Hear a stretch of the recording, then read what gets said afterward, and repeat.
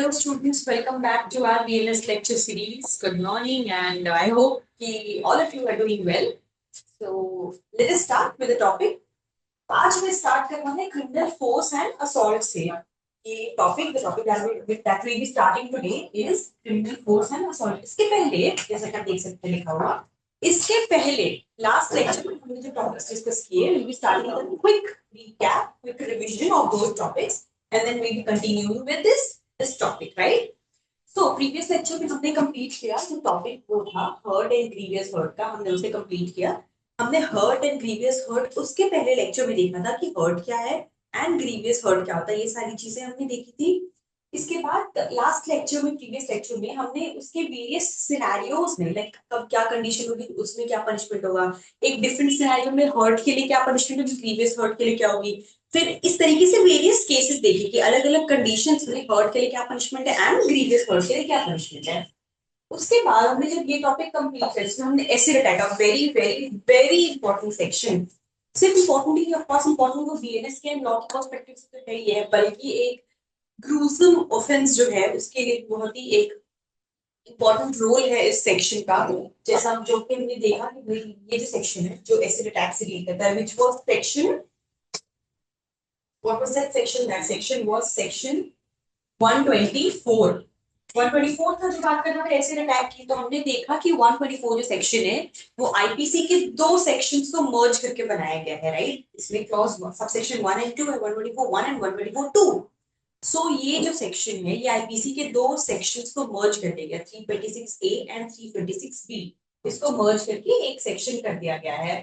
Then 125 जो बात करता है ऐसे ऑफेंसेस की जिनसे की जो कि विदाउट इंटेंशनल नॉलेज किया गया है पर लाइफ को एंडेंजर कर रहे हैं, वो लाइफ एंड बॉडी को एंडेंजर कर रहे हैं, लाइफ या सेफ्टी को एंडेंजर कर रहे हैं किसी दूसरे की, राइट?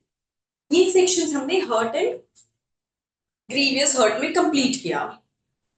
इसके बाद के जो दो सेक्शंस थे जो कि wrongful restraint and wrongful confinement है, एक topic separate topic but only two sections, जो कि पहले आईपीसी के अंदर बहुत सारे सेक्शंस थे, ऑलमोस्ट 7-8 सेक्शंस थे जिन्हें मर्ज करके वेरियस सब सेक्शंस बना के दो सेक्शंस पे ही उसे कवर कर दिया गया है. तो बहुत सारे सब सेक्शंस हैं. जैसे रिस्ट्रेंट के तो आप देख सकते हैं कि सिर्फ दो ही है, पर रॉन्गफुल कन्फाइनमेंट की जब बात करते हैं तो बहुत सारे सब सेक्शंस हैं जिसमें वेरियस केसेस को कवर किया गया है एंड मिला के दो सेक्शंस हो गए. सो हमने देखा रॉन्गफुल रिस्ट्रेंट क्या है एंड रॉन्गफुल कन्फाइनमेंट क्या है. अब रॉन्गफुल रिस्ट्रेंट क्या होती है कि किसी भी इंसान को किसी एक डायरेक्शन में जाने से ऑब्स्ट्रक्ट करना, रोकना, वो रिस्ट्रेंट हो गया. और यही रॉन्गफुल रिस्ट्रेंट जब ऐसे हो जाए कि किसी इंसान को एक लिमिट के अंदर फिक्स कर दिया जाए, एक फिक्स बाउंड्री है, इससे बाहर आप नहीं जा सकते, प्रिवेंट कर दिया जाए, तो ये रॉन्गफुल कन्फाइनमेंट हो जाती है, राइट? यहां तक हमने कल कंप्लीट कर लिया था after section 1 to 7 and today we have to start from section 128. तो हमने जब we were discussing the offenses relating to women and children, जिसमें हमने sexual offenses जो सबसे पहले देखे, उसमें हमने बहुत सारे sections को डील करते वक्त हमने पढ़ा, कुछ टर्म्स आए थे, फोर्स, क्रिमिनल फोर्स, असॉल्ट, ये टर्म्स हमने देखे थे. ठीक है, 3 टर्म्स थे, फोर्स हो गया, क्रिमिनल फोर्स हो गया एंड असॉल्ट हो गया. ये कुछ टर्म्स हमने वहां पे देखे थे जिसकी मीनिंग्स हमने बहुत ब्रीफली समझने की कोशिश की थी. And I remember when discussing those topics I said कि जब हम ये बीएनएस के अंदर एक सेपरेट टॉपिक भी है, assault and criminal force sections वाला टॉपिक, तो जब will be covering that, will be discussing that, तो उसे एट स्ट्रेच आराम से समझने की कोशिश करेंगे कि ये क्या चीज होती है, राइट? सो आज हमें इसी टॉपिक को डिस्कस करना है, क्रिमिनल फोर्स एंड असॉल्ट. सबसे पहले 128 बात करता है फोर्स की. यहाँ क्रिमिनल फोर्स ने टर्म यूज किया है, फोर्स यूज किया हुआ है. सो फोर्स है क्या, देखिए डेफिनेशन क्या कहती है. A person is said to use force to another. एक पर्सन को कहेंगे कि उसने दूसरे पे फोर्स इस्तेमाल किया है कब? If he causes motion, change of motion, cessation of motion to that other. मतलब 3 चीजें दी हुई हैं. पहला क्या है? causing motion, causing motion. Second, change of motion, and third, cessation of motion. अब ये 3 टर्म्स क्या है? ठीक है, we need to understand these three. तो अभी तक हमने क्या इसमें लिखा है इस एक लाइन में कि भाई किसी इंसान को कहेंगे कि उसने किसी पे फोर्स यूज किया है तब, जबकि वो या तो उसको मोशन में कुछ ऐसा करे जिससे वो इंसान सामने वाला मोशन में आ जाए, या दूसरा उसके मोशन में चेंज हो जाए, या तीसरा सेसेशन ऑफ मोशन हो जाए, और if he causes through any substance such motion or change of motion or cessation of motion, या किसी सब्सटेंस को इन तीन मोशन में लेके आया तो मोशन में कॉज हो जाए, या चेंज ऑफ मोशन हो जाए, या सेसेशन ऑफ मोशन हो जाए, that substance into cessation of motion as brings that substance into contact with any part of other's body or with anything which that other is wearing or carrying। अब पहली चीज क्या कह रहा है कि किसी इंसान को कुछ ऐसा करना जिससे वो उसके मोशन में आ जाए, या फिर चेंज ऑफ मोशन हो, या सेसेशन ऑफ मोशन हो, ठीक है। दूसरा पार्ट कह रहा है कि किसी सब्सटेंस को मोशन में लाना, या फिर चेंज ऑफ मोशन उसमें कॉज करना, या फिर सेसेशन ऑफ मोशन किसी सब्सटेंस, ह्यूमन नहीं। पहला पार्ट कहा कि किसी ह्यूमन पे ये मोशन कॉज हो रहे हो इस तरीके के। दूसरा पार्ट कह रहा है कि कोई सब्सटेंस पे कॉज हो रहा हो जिससे कि, जो कि अगर मान लीजिए कोई सब्सटेंस है जो जिसमें मोशन, जो मोशन में आया, जिसकी जिसकी वजह से वो आके किसी इंसान में टच हुआ, उसके कांटेक्ट में आया। सेकेंड पार्ट ये कहने की कोशिश कर रहा है कि किसी सब्सटेंस को ऐसे मोशन में लाना, या तो उसको चेंज ऑफ मोशन कॉज करना, या उस मोशन में सेसेशन कॉज करना। अभी सेसेशन क्या है, चेंज ऑफ मोशन क्या है, ये सब भी हम आगे समझेंगे। बट फिलहाल इन तीनों में से कुछ भी कॉज करना ऐसे in a way such that it comes into contact with some person's body part, किसी इंसान के वो कांटेक्ट में आए, as brings that substance into contact with any part of that other's body, किसी सामने वाले की बॉडी से वो किसी भी तरीके से कांटेक्ट में आए, और with anything that with that other is wearing or carrying, or with anything so situated that such contact affects that other's sense of feeling। अब क्या क्या कहने की कोशिश कर रहा है देखिए। सबसे पहले कह रहा है कि कोई इंसान फोर्स कॉज करेगा, ठीक है। फोर्स की डेफिनेशन यहाँ पे पढ़ रहे हैं। कह रहा है कोई इंसान फोर्स कॉज करेगा, ये कब करेंगे, ये तब कहते हैं जब ये तीनों चीजें कॉज हो, इन तीनों में से कुछ भी कॉज हो। पहला, मोशन कॉज करना। मोशन कॉज करना मतलब वो मूवमेंट में आ जाए, ठीक है। वो कुछ ऐसा किया जिसमें जैसे इंसान को धक्का दे दिया, ठीक है। अब अगर आप पुश करोगे तो इंसान मूवमेंट में आ गया। वो कह रहा है कि कॉजिंग मोशन मतलब मूवमेंट में आ जाए। दूसरा, change in motion. Change in motion क्या है, मतलब उसकी डायरेक्शन बदल जाए। उस मोशन का मतलब क्या है, मूवमेंट है। मूवमेंट में और चेंज का बदलाव हो जाए, मतलब उसकी स्पीड बदल जाए या उसका डायरेक्शन बदल जाए। अब जैसे कोई इंसान ऐसे चल रहा है, आपने पुश कर दिया, क्योंकि वो ऐसे क्लिफ से नीचे क्यों जा रहा है, तो वो आपके पुश की वजह से वो तेजी से जाने लगा। तो ये कह रहा है चेंज इन मोशन, पहला मूवमेंट में लाना, दूसरा मूवमेंट में यानी इसकी डायरेक्शन को, उसकी स्पीड को, उसके मोशन को में बदलाव लेके आना, चेंज करना उसमें। सेसेशन ऑफ मोशन, सेसेशन का मतलब होता है सीज कर देना, मतलब स्टॉप कर देना। सेसेशन वर्ड बना है सीज वर्ड से। सीज का मतलब होता है टू स्टॉप। आपने बहुत कॉमन टर्म सुना होगा, सीज फायर। सीज फायर मतलब क्या, रोक देना। सीज मतलब होता है सीज फायर, फायर रोक देना। सीज वर्ड मतलब होता है टू स्टॉप। तो सेसेशन ऑफ मोशन की जब बात करते हैं, मतलब मोशन को यानी जो मूवमेंट हो रही है उसे स्टॉप कर देना, यानी कुछ ऐसा कॉज करना जिससे कोई चीज जो मूवमेंट में है वो रुक जाए। जैसे कोई कोई इंसान आपकी तरफ ऐसे चल के आ रहा है, उसे ऐसे रोक दिया इस तरीके से, ठीक है। You stopped that person from moving any further, उसके मोशन को आपने, उसकी मूवमेंट को रोक दिया। तो मतलब सेसेशन ऑफ मोशन का मतलब हुआ उसकी मूवमेंट को रोक देना। तो कोई इंसान, दिस सेक्शन सेज कि कोई इंसान फोर्स यूज कर रहा है दूसरे पे, ये कब करेंगे, जब इनमें से कोई तीन चीजें कॉज की जाए। या तो उसे मोशन में लाया जाए यानी उसे मूवमेंट में लाया जाए, या दूसरा उसके मोशन में चेंज लाया जाए किसी तरीके का, उसके डायरेक्शन में चेंज हो सकता है, उसके स्पीड में चेंज हो सकता है, कुछ भी, ठीक है। या तीसरा सेसेशन ऑफ मोशन, यानी उसके मोशन को रोक दिया जाए। ये तीन तरीके से लाया जा सकता है। अब ये किस पे किया जा रहा है, पहले तो कह रहा है टू दैट अदर, मतलब किसी सामने वाले इंसान पे, किस पे कॉज किया जा रहा है। ये पहला किस पे कह रहा है, पर्सन, सामने वाले इंसान पे। या दूसरा कह रहा है किसी सब्सटेंस को ऐसा जो कि वो सामने वाले इंसान से जाके कांटेक्ट में आए, उसकी बॉडी से कांटेक्ट में आए, मतलब कोई चीज है आपने ऐसा पुश किया कि वो जाके सामने वाले से ऐसे लगी, उसके कांटेक्ट में आई, इस तरीके से टकराई उससे, तो उसे भी कहेंगे। किसी पर्सन को धक्का दे देना, वो भी होगा, आपने क्या किया, उसे मोशन में ला दिया। या कोई चीज है, आप देख रहे हो वहां पे कोई इंसान है, कोई चीज है, आपने उसे पुश कर दिया जिससे वो जाके उस इंसान से, सामने वाले से टकरा गई।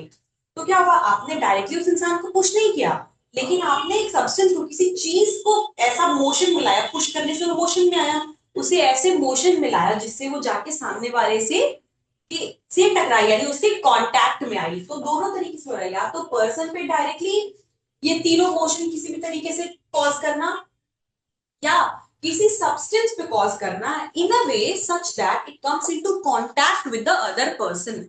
ठीक है, तो अब इसके बाद क्या कह रहा है, और with anything which that other is bearing और कैरिंग, या इन तीनों में से कोई भी चीज कॉज करना किसी ऐसी चीज के साथ जो किसी इंसान ने या तो रखी है अपने पास या पहन रखी है, या तो उसके पास कोई चीज है, किसी इंसान के पास कोई चीज है या उसने पहन रखी है, उस चीज में अगर, उस चीज में अगर या तो मोशन कॉज करना, या उसका मोशन स्टॉप करना, कुछ ऐसा करना, with anything which that other is wearing और कैरिंग, जो किसी इंसान के पास है या उसने पहन रखी है, और with anything so situated that such contact affects the other persons feeling, या फिर कुछ ऐसा करना, और विद एनीथिंग, या किसी भी ऐसी चीज से जिससे कि जो कि सामने वाले के जब कांटेक्ट में आए तो क्या हो, उसे कुछ फील हो, उसकी कुछ अदर्स सेंस ऑफ फीलिंग, उसके सेंसेस से उसे उस बारे में पता चले कि हाँ भाई कोई चीज है जो कि उसके कांटेक्ट में आई, जिससे उसे कुछ फील हो रहा है। वही कह रहा है ये।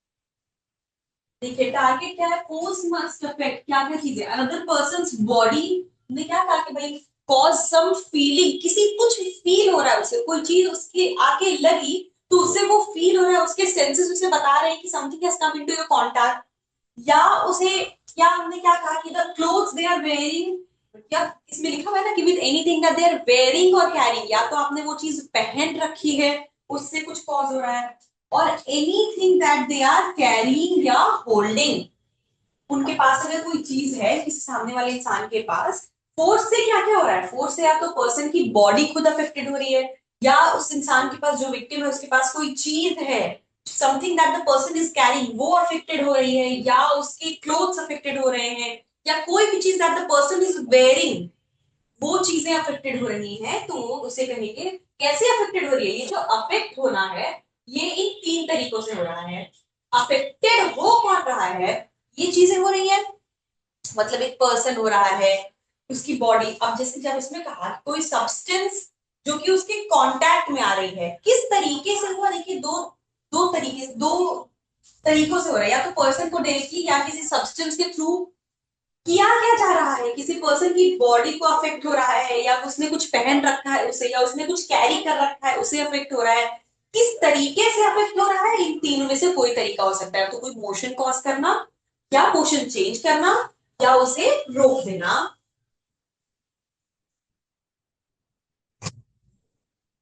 अब देखिए सेक्शन 128 के जो नुआंसेस हैं उसे हम थोड़ा डिटेल में समझने की कोशिश करते हैं। पहले पहले तो क्या क्या चीजें कह रही है कि तीन तरीके स्पेसिफाइड हैं कि जैसे जैसे फोर्स यूज किया जा सकता है। ठीक है, सबसे पहले बॉडीली पावर, बॉडीली पावर मतलब क्या, सबसे पहले फिजिकल अटैक हो सकता है, जैसे हमने कहा कि किसी इंसान के ऊपर फोर्स यूज करना, ऐसे जैसे कि वो मूवमेंट में आ जाए, या मूवमेंट उसकी रुक जाए, या मोशन चेंज हो जाए, ऐसा कुछ, तो डायरेक्टली आपने फिजिकल फिजिकल कांटेक्ट में आया पर्सन के, बॉडीली पावर, आप बॉडी से खुद, आपकी बॉडी खुद पावर एक्सर्ट कर रही है।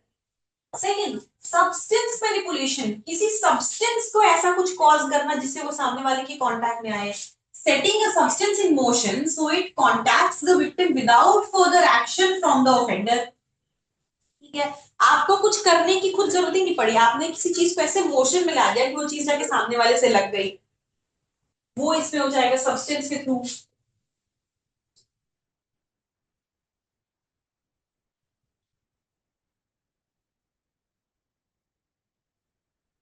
अब एसेंशियल्स क्या क्या है इस सेक्शन को पॉज करने के लिए।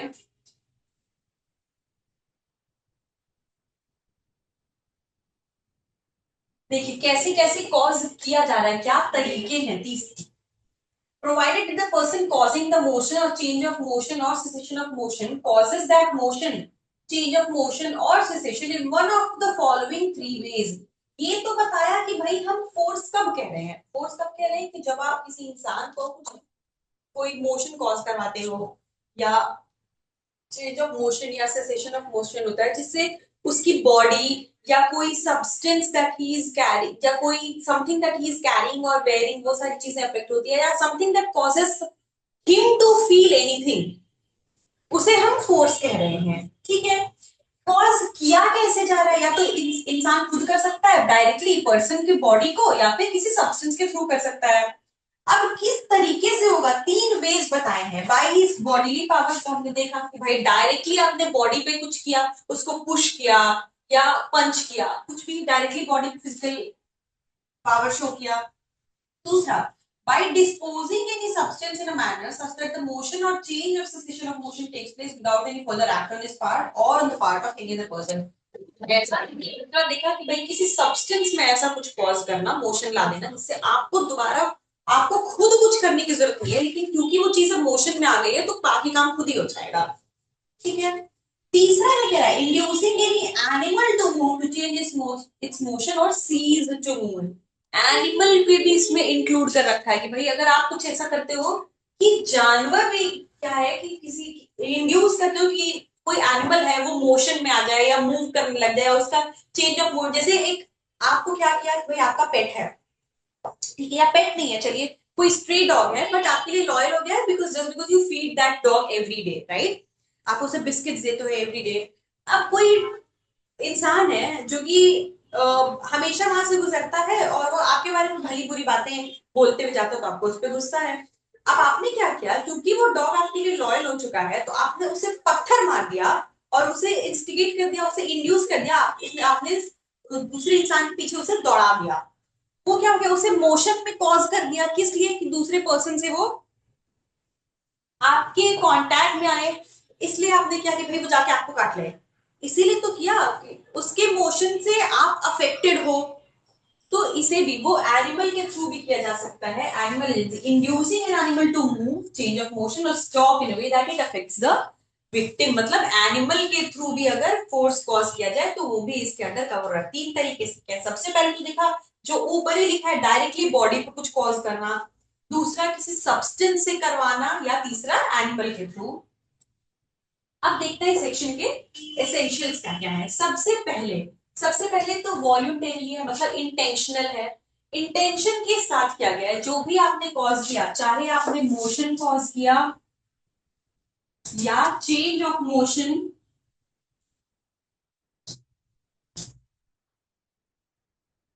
या सेसेशन ऑफ मोशन, तीनों में से कुछ भी हो रहा है, जो भी कुछ हो रहा है, तीनों में से कोई चीज जो हो रही है वो इंटेंशनली की गई है। आपने जानबूझ लिया, आपने जानबूझ के उस कुत्ते को ऐसे इंड्यूस किया कि वो पीछे लग जाए दूसरे इंसान के, आपने जानबूझ के वो चीज पुश की कि वो जाके सामने वाले से टकरा जाए। तो जो भी एक्ट किया गया है वो डेलिबरेटली किया गया है, वो इंटेंशनली किया गया है।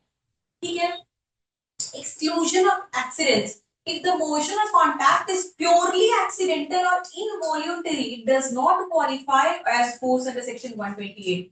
अगर जैसा हमने क्या कहा कि deliberately किया गया है, absolutely intentional act था, लेकिन अगर वो एक्सीडेंटल है, वो पुश जो हो गया वो गलती से हो गया, आपको सामने वाले इंसान को हार्म पहुंचाने का कोई इरादा नहीं था कि ये जो चीज है ये जाके उससे लग जाए, उससे टकरा जाए, जिससे उसको चोट आ जाए, ऐसा कुछ प्लानिंग ही नहीं था, ऐसा कुछ सोचा ही नहीं था, गलती से भी कहीं दिमाग में नहीं था, बट इट जस्ट हैपेंड, गलती से हो गया, एक्सीडेंटली। ऐसी चीज को हम 128 के अंदर नहीं कवर करेंगे, एक्सीडेंटल अगर फोर्स अप्लाई हो रहा है तो। Presence of a guilty mind, specific intent is important under this section, मतलब भाई इंटेंशन होना जरूरी है, मेंस जरूरी है। दूसरा, कॉन्टैक्ट और मोशन, अब क्या है, physical connection, act must result in physical contact or a change in the victim's physical state of motion। ठीक है, हमने देखा कि भाई वो क्या है, चाहे आप किसी एनिमल को दौड़ा दे रहे हो, आपने कोई चीज किसी सब्सटेंस को मोशन में लाया या खुद बॉडीली पावर यूज किया, जिस भी तरीके तरीके से किया, किया किस लिए कि वो फोर्स आप सामने वाले इंसान पे एक्सर्ट कर सको ताकि वो कोई चीज उससे कांटेक्ट में आए, उसके फिजिकल कांटेक्ट में आने के लिए कि उसके ऊपर कोई चेंज कॉज हो, उसका जो स्टेट है मतलब वो जिस कंडीशन में है करेंटली, वो उसकी जो जो जिस तरीके से उसका जो नॉर्मल है उसमें किसी तरीके का कुछ डिफरेंट कॉज करने के लिए, उसमें कोई चेंज कॉज करने के लिए आपने किया। तो सबसे इंपॉर्टेंट दूसरी चीज क्या हो गई, तो इंटेंशनल हो गया। दूसरा, जो फोर्स एक्सर्ट किया गया है by any way, any of the three, चाहे वो बॉडीली पावर से या सब्सटेंस के थ्रू या एनिमल के थ्रू, जिस भी तरीके से किया गया है उसका ऑब्जेक्टिव क्या है कि फिजिकल कांटेक्ट, सामने वाले के कांटेक्ट रिजल्ट होना चाहिए, सामने वाले कांटेक्ट में आना, या जो सामने वाला इंसान है जो विक्टिम है उसके स्टेज में, उसके फिजिकल स्टेज में किसी तरीके के चेंज को कॉज करना, कुछ बदलाव किसी भी तरीके का। अब वो कुत्ते, उसके कुत्ता किसी इंसान के पीछे दौड़ने लगा तो सामने वाला इंसान भी दौड़ने लगा, क्या हुआ, उसके स्टेट में चेंज आया, वो उससे डर के भागने लगा तो उसके स्टेट में चेंज आया। तो बस यही कह रहा है, अब अगर कोई चीज आपने पुश करी तो सामने वाला उससे टकराया जिससे वो गिर गया, तो ये क्या हो रहा है, उसके फिजिकल कांटेक्ट में वो चीज आई। बस यही कह रहे हैं, फिजिकल जो फोर्स एक्सर्ट किया गया है उसका रिजल्ट क्या है, वो इसलिए किया गया है कि वो सामने वाले जो इंसान है जो विक्टिम है उसके फिजिकल कांटेक्ट में या तो आए, अब आपने बॉडीली पावर यूज किया तो भी इसीलिए किया, सब्सटेंस के थ्रू किया तो भी इसलिए किया, या उसके स्टेज में कोई चेंज हो, उसके जो पोजीशन है, उसकी जो स्टेट है उसका, उसमें किसी तरीके का बदलाव कॉज किया जा सकता। जैसे एनिमल का मैंने एग्जांपल दिया, वो पीछे भागने लगा तो इंसान भी डर के भागने लगा, तो चेंज ऑफ स्टेट हुआ। यही कहने की कोशिश कर रहा है। थ्रेशोल्ड ऑफ इंजरी, ये क्या है, it is not important, it is important to note that actual harm और इंजरी इज नॉट रिक्वायर्ड। अब इम्पोर्टेंट क्या है यहाँ, यहाँ हमने देखा कि भाई ठीक है, कोई चीज पुश करी जिससे वो जाके टकरा गया सामान्य के इंसान से, या कुत्ता पीछे दौड़ने लगा जिससे डर के इंसान भागने लगा, हो सकता है 5 मिनट दौड़ने के बाद वो कहीं भाग गया, दौड़ते दौड़ते एक जगह पहुंचा और तब तक उसने देखा तो वहां से कुत्ता जा चुका था, ठीक है, there was the dog was not behind him, वो उसके पीछे भाग नहीं रहा था, तो वहां पे क्या हुआ, कोई इंजरी नहीं कॉज हुई, किसी तरीके का कोई इंजरी नहीं कॉज हुआ, कोई भी हार्म नहीं कॉज हुआ, even the smallest harm cause नहीं हुआ। अब जैसे यहाँ पे मैंने कहा कोई सामान पुश किया, वो जाके उससे टकराई, जरूर इंसान गिरा लेकिन उसे कोई इंजरी नहीं आई, वो बस he fell and then he stood up. तो जो कांटेक्ट में आने से या जो भी स्टेट ऑफ चेंज होने से जरूरी नहीं है, यहाँ पे it is immaterial whether any injury और हार्म हैज बीन कॉज्ड और नॉट। फोर्स के होने के लिए ये जरूरी नहीं कि चेंज ऑफ स्टेट हुआ है या फिजिकल कांटेक्ट में कुछ चीज आई है तो that resulted in an injury, नहीं, that resulted in a harm, नहीं, हार्म या इंजरी होना यहाँ पे रिक्वायरमेंट है ही नहीं, वो इमटेरियल है कंप्लीटली। इंपॉर्टेंट क्या है, इंपॉर्टेंट ये है कि something happened that the force resulted in physical contact और change of state, change of state या फिजिकल कांटेक्ट जरूरी है एंड नॉट एक्चुअल इंजरी या हार्म, वो मटेरियल नहीं है यहाँ पे, वो बिल्कुल इररेलेवेंट है। और सटलिटी, सटलिटी का मतलब जैसे छोटा सा झूठ, जैसे मैंने बस स्लाइटली लगा जिससे वो गिर गया, इवन अ स्लाइट नज और touching someone's person qualifies as force if the intent is present, बस थोड़ा सा टच भी हुआ है कोई चीज तो वो भी फोर्स में आ जाएगा, क्योंकि कह ही रहा है फिजिकल कांटेक्ट में ना, तो even if touch is like this is also force, right, लेकिन हाँ इंजरी हो ये जरूरी नहीं है। किसी ने ये पेन जैसे फेंक के मारी, इट कॉजेस मोशन, राइट, किसी की तरफ फेंकी गई, अगर ये पेन ऐसे फेंका गया तो इससे क्या होगा, मान लीजिए किसी के शोल्डर पे ऐसे लगता है, आर्म्स पे पास आके लगता है, उसे कोई इंजरी नहीं हो रही है, पर हाँ फेंकने वाले का इंटेंशन तो था कि ये उसके कांटेक्ट में आए, तो यहाँ फोर्स अप्लाई किया गया है। बस यही कहने की कोशिश यहाँ पे की जा रही है कि कोई चीज जैसे दिस केम इनटू कांटेक्ट, यहाँ पे लगा इसके, पर इससे इंजरी थोड़ी हुई, कोई हार्म नहीं कॉज हुआ उसे, या उसके सर पे भी लगता है तो उसे लगी चोट पर बहुत हल्की लगी, बहुत बहुत स्लाइट हार्म हुआ, तो ये पर इंटेंशन तो था, इंटेंशन यही था कि उसे कांटेक्ट में आई, उसे लगे, तो इंटेंशन होना यहाँ पे जरूरी है। इंटेंशन किस चीज का, कि कोई फिजिकल कांटेक्ट में आए या चेंज ऑफ स्टेट हो, राइट, लेकिन इंजरी हो ये जरूरी नहीं है, और छोटा से छोटा भी मतलब the smallest touch, the smallest contact can fall under force, right, बस यही कह रहा है कि छोटा से छोटा अगर टच भी है, सिर्फ कॉन्टैक्ट भी है, that can also fall under force.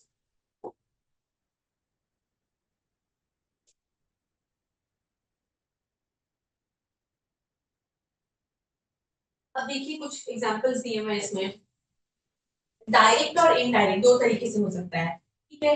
Direct कैसे, जैसे हमने पढ़ा कि भाई बॉडीली पावर से तीन तरीके से होता है ना, बॉडीली पावर या एनिमल के थ्रू या सब्सटेंस के थ्रू, ठीक है। तो जब आप बॉडीली कर रहे हैं मतलब खुद पुश किया, अगर खुद पुश किया तो आप डायरेक्ट कांटेक्ट में आ रहे हो पर्सन की बॉडी के। तो जब डायरेक्ट कांटेक्ट में आ रहे हो पर्सन की बॉडी के, तो ये डायरेक्ट फोर्स ले जाएगा। डायरेक्ट फोर्स एक्सर्ट करना, physical contact made by the offenders own body, आपने हाथ से खुद विक्टिम को पुश किया, तो ये डायरेक्ट फोर्स हो जाएगा। जैसे example slapping, grabbing, showing, pushing, कुछ भी ऐसा, ठीक है। पंचिंग, इनडायरेक्ट, अब जैसे एनिमल पीछे छोड़ दिया, ये किसी सब्सटेंस को पुश कर दिया, using an external medium to cause the motion या कॉन्टैक्ट, किसी और सब्सटेंस को, किसी और एक्सटर्नल मीडियम को, किसी not directly by the body, जो डायरेक्टली नहीं है वो इनडायरेक्ट क्लियरली, तो किसी भी और तरीके से, मतलब यहाँ पे क्या होगा, ये फर्स्ट में फॉल कर जाएगा बॉडीली पावर, और इसके अंदर बाकी दोनों चीजें आ जाएंगी, मतलब सब्सटेंस एंड एनिमल, ये दोनों आएगा। तो जब इन दोनों तरीके से किया गया है तो ये इनडायरेक्ट फोर्स में कॉल हो जाएगा, जैसे कि throwing a stone, inciting a dog, सारी चीजें।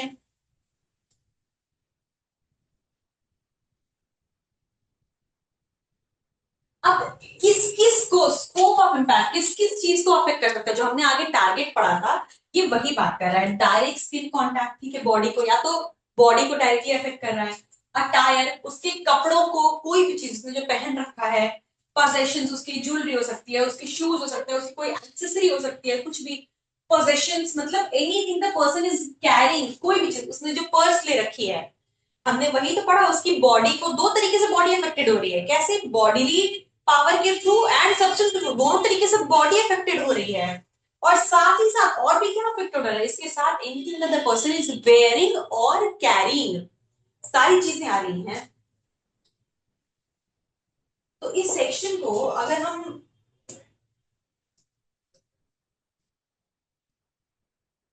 सिंपली समझने की कोशिश करें फ्लो चार्ट के थ्रू, तो कुछ ऐसे समझ सकते हैं किस किस तरीके से पहले तो पॉज किया जा रहा है, देखिए फोर्स कैसे कैसे हो रहा है, मोशन,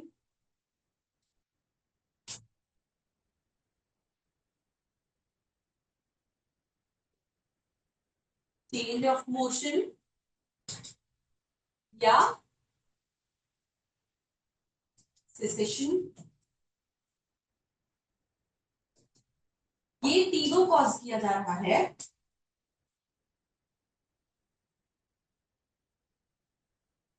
ये तीनों कॉज कैसे किया जा रहा है,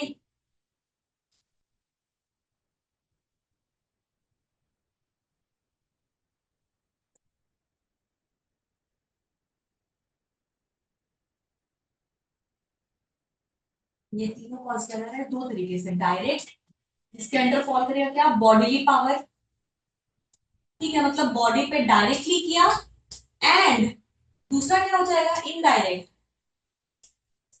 इनडायरेक्ट क्या आएगा, सब्सटेंस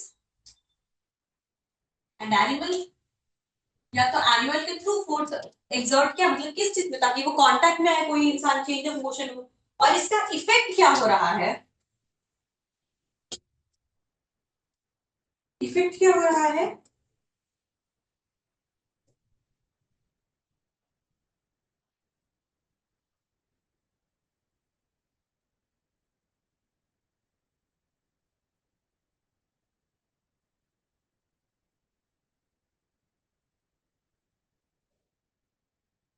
यही है, यही सेक्शन है, ठीक है।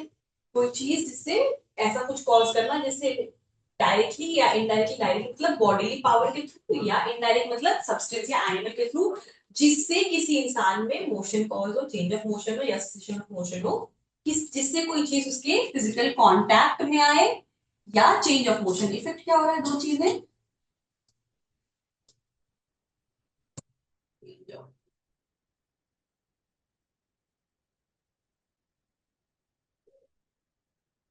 फिजिकल कांटेक्ट, या दूसरा क्या हो रहा है, चेंज ऑफ स्टेट, यही है। यही पूरा का पूरा 128 सेक्शन जो है वही इतने में होगा, तीन तरीके से किया जा रहा है। फोर्स पड़ेगा जब कोई इंसान या तो मोशन कॉज कर रहा है, चेंज ऑफ मोशन कर रहा है, या सेशन कर रहा है किसी इंसान के ऊपर, किस तरीके से, डायरेक्टली मतलब बॉडीली पावर से, या इनडायरेक्टली मतलब सब्सटेंस के थ्रू, क्या एनिमल के थ्रू, जिससे जिससे वो इंसान किसी चीज जिससे वो इंसान को किस तरीके की कुछ अपने सेंसेस से ही कुड फील समथिंग, क्या हो रहा है, जिससे कोई चीज या तो उसके फिजिकल कांटेक्ट में आई है या फिर उसमें उस इंसान में चेंज ऑफ स्टेट हो रहा है, ठीक है। किस किस पे हो रहा है, टारगेट क्या है, या तो उसकी बॉडी या समथिंग दैट इज वेयरिंग या समथिंग दैट इज कैरिंग, यही है। ये पूरा 128 हो गया।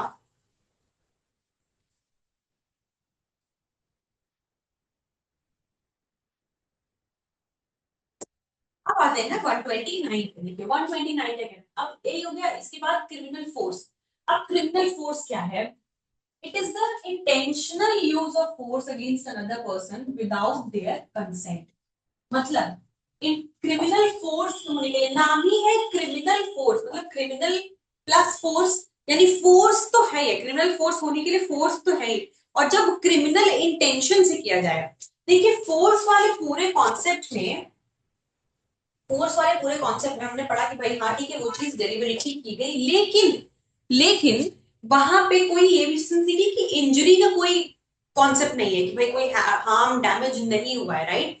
यहाँ पे जब क्रिमिनल वर्ड जुड़ गया, मतलब इंटेंशन से फोर्स यूज किया गया, फोर्स यूज करने के लिए इंटेंशन जरूरी है, क्योंकि हमने देखा कि भाई एक्सीडेंटली अगर हो रहा है तो वो इस सेक्शन के अंदर, फोर्स के अंदर नहीं फॉल करेगा। लेकिन 129 में फॉल करने के लिए फोर्स है तो इंटेंशनल तो है ही है, ठीक है। इंटेंशनली किया गया है किस चीज के साथ, क्रिमिनल इंटेंशन। इंटेंशन और क्रिमिनल इंटेंशन अलग अलग चीजें हैं। इंटेंशन और क्रिमिनल इंटेंट दो अलग अलग चीजें हैं। मतलब ये सेक्शन क्या है, देखिए whoever intentionally uses force to any person, कोई भी इंसान जब दूसरे इंसान पे फोर्स यूज करता है,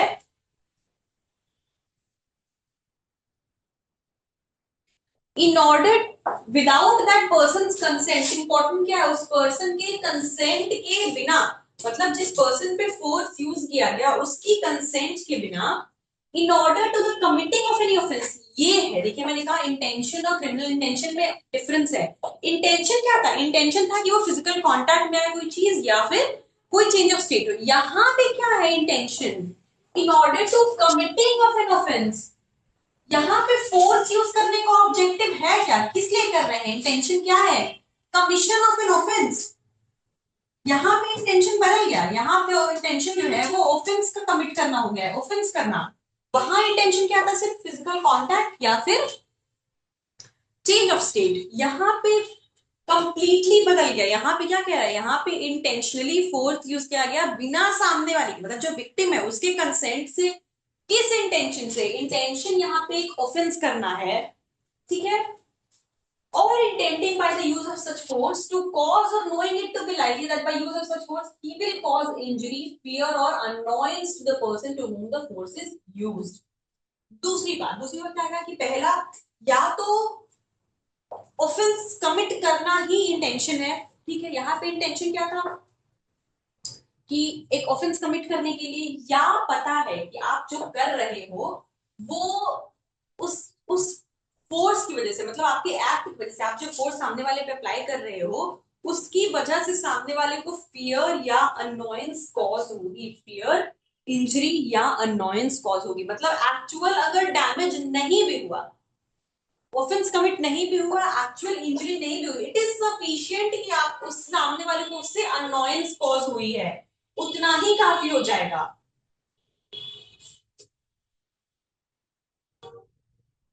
देखिए force doesn't always mean a direct hit, जरूरी नहीं है कि इंजरी कॉज हुई हो, पर इंपॉर्टेंट क्या, it includes any action that causes a change in motion और सेंसेशन फॉर द विक्टिम।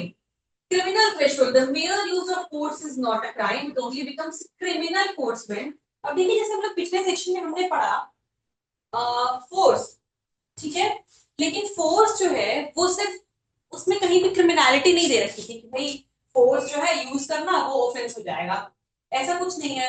वहां पे सिर्फ दिया था कि किसी चीज को मोशन, मतलब फोर्स जो हमने फिजिक्स में पढ़ा था बस उसी को लीगल तरीके से कैसे समझेंगे वो उसकी डेफिनेशन दे रखी है। अब फोर्स को क्रिमिनल फोर्स बनने के लिए क्या जरूरी है, पहले तो इंटेंशनल होना चाहिए, ठीक है। दूसरा कंसेंट नहीं होना चाहिए किसकी, विक्टिम की। दूसरा इंटेंशन किस चीज का होना चाहिए, किसी ऑफेंस को कमिट करने का या फिर कुछ ऐसा करने का जिससे आपको पता है कि जो विक्टिम है, जो सामने वाला इंसान है, उसे फियर या इंजरी या अनोयंस कॉज होगा।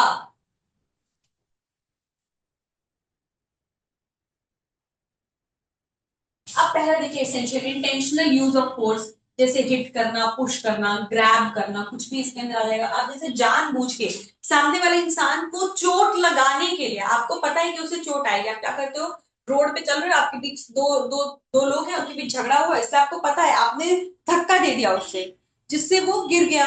ठीक है, वो गिर गया, उसे चोट आई, तो ये क्या है, ये क्रिमिनल। पुश किया आपने जिससे उसे इंजरी हुई, बहुत कुछ नहीं कॉज हुआ, ठीक है, बस सिंपल इंजरी आई, हर्ट हुआ। देखिए ये सेक्शन जो है, often this and hurt, criminal force and hurt interchangeably तो नहीं कहूंगी, बट हाँ कई बार साथ में लगते हैं, बिकॉज यहाँ भी इंजरी टर्म यूज हुई है, वहां भी हर्ट यूज हुआ है। ग्रीवियस हर्ट की बात नहीं कर रही हूँ, सिंपल हर्ट की बात कर रही हूँ, सिर्फ हर्ट।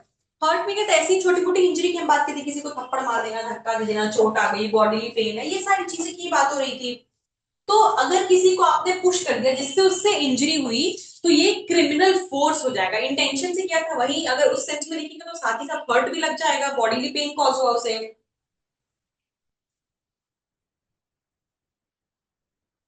इनडायरेक्ट कैसे हो सकता है, actions that affect the victim without direct contact, such as throwing an object, pulling a chair, spilling water. दूसरा इंपॉर्टेंट एलिमेंट क्या है, कंसेंट। कंसेंट नहीं है, लैक ऑफ कंसेंट कह रहे हैं हम यहाँ पे।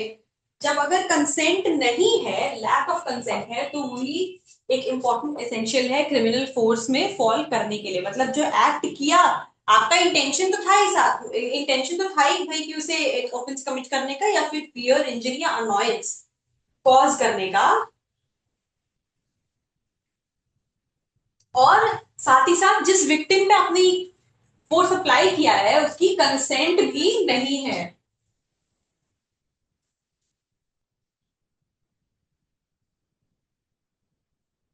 अब देखिए फोर्स क्रिमिनल कब हो जाएगा, क्रिमिनल फोर्स कब हो जाएगा, जब किया गया है किस ऑब्जेक्टिव से, एक ऑफेंस कमिट करने के लिए, ठीक है, या किसी तरीके की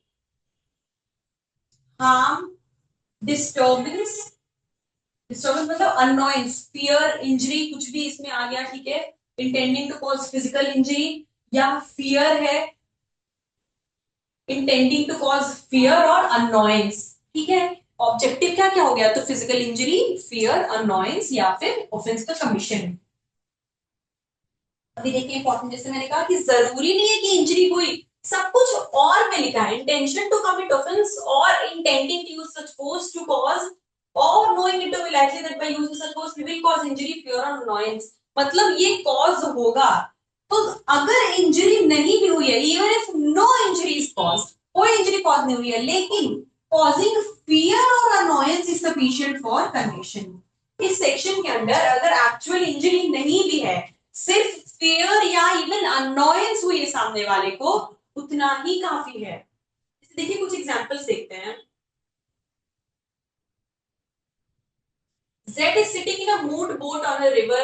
A unfastens the moorings, मतलब जो रस्सी से ऐसे बंधा हुआ है, एक Z जो है वो ऐसे बंधे हुए बोट में बैठा हुआ है, और A ने क्या किया, वैसे वो रस्सी जो बंधी हुई थी उसे खोल दिया, just intentionally causes the boat to drift down the stream. अब भाई नॉर्मल है कि वो पानी की तरफ बढ़ने रहेगा बोट जो है, here A intentionally causes motion to Z and does this by disposing substance in such a manner that the motion is produced without any other action. A is therefore intentionally used force to Z and has done so without Z's consent in order to committing of an offense or intending knowing that likely this use of force will cause injury, fear or annoyance. A has used criminal force.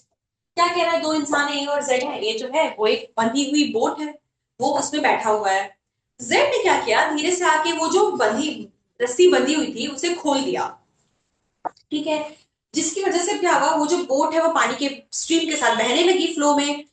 उसने पहले तो क्या किया कि भाई motion cause किया, ठीक है, हमने पढ़ा था फोर्स कॉज करने के लिए क्या था, change in motion, causing motion, change in motion and cessation of motion.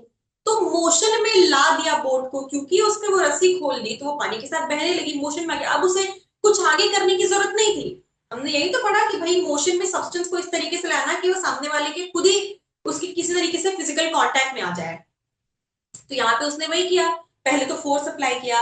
अब उसने बिना कंसेंट की, सामने वाले की जो ए बैठा हुआ था उस बोर्ड पे, उसने बिना कंसेंट के किया, किस इंटेंशन से, कि उसे किसी तरीके की अनोयंस या फियर कॉज करने के लिए, उसे डराने के इंटेंशन से किया। जैसे मान लीजिए एक्चुअल इंजरी ना भी हो, लेकिन डराने के लिए, भाई ऐसे वो डर जाएगा, डराने के लिए कॉज किया, तो यहाँ पे उसका इंटेंशन क्या था, फियर कॉज करना, तो ये क्रिमिनल फोर्स हो जाएगा।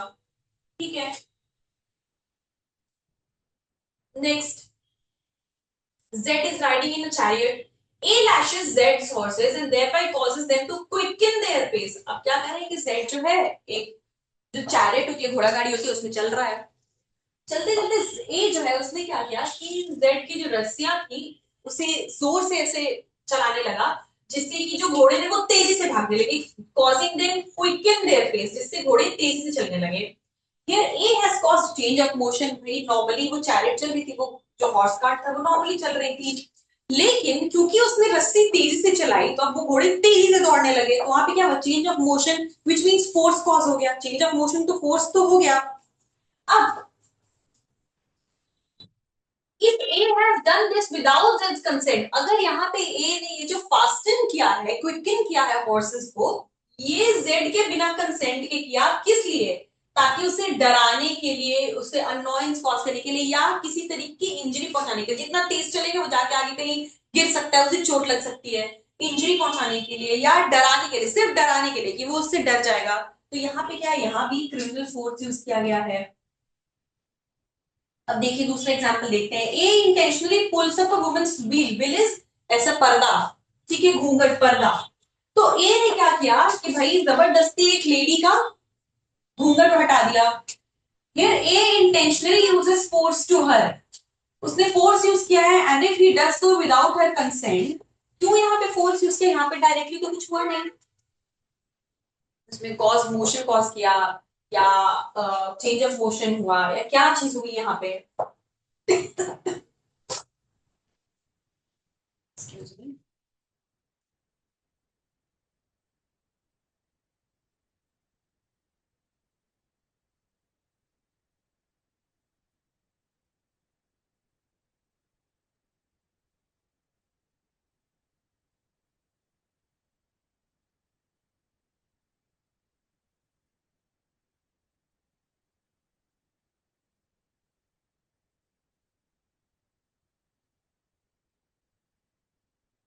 तो क्या कह रहा है कि भाई ए ने एक लेडी का व्हील हटा दिया, उसका पर्दा हटा दिया, घूंघट हटा दिया।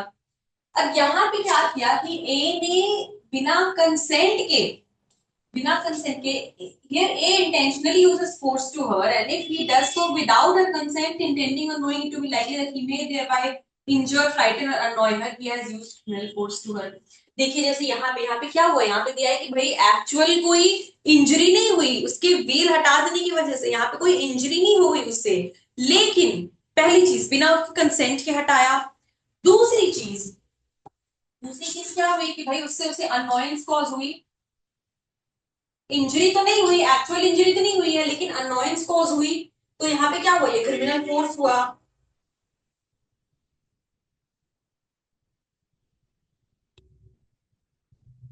और मैंने ये पहले पूछा कि भाई व्हील हटाया, यानी उसका पर्दा हटाया, यानी या उसका घूंघट हटाया, ये फोर्स में कैसे आ रहा है।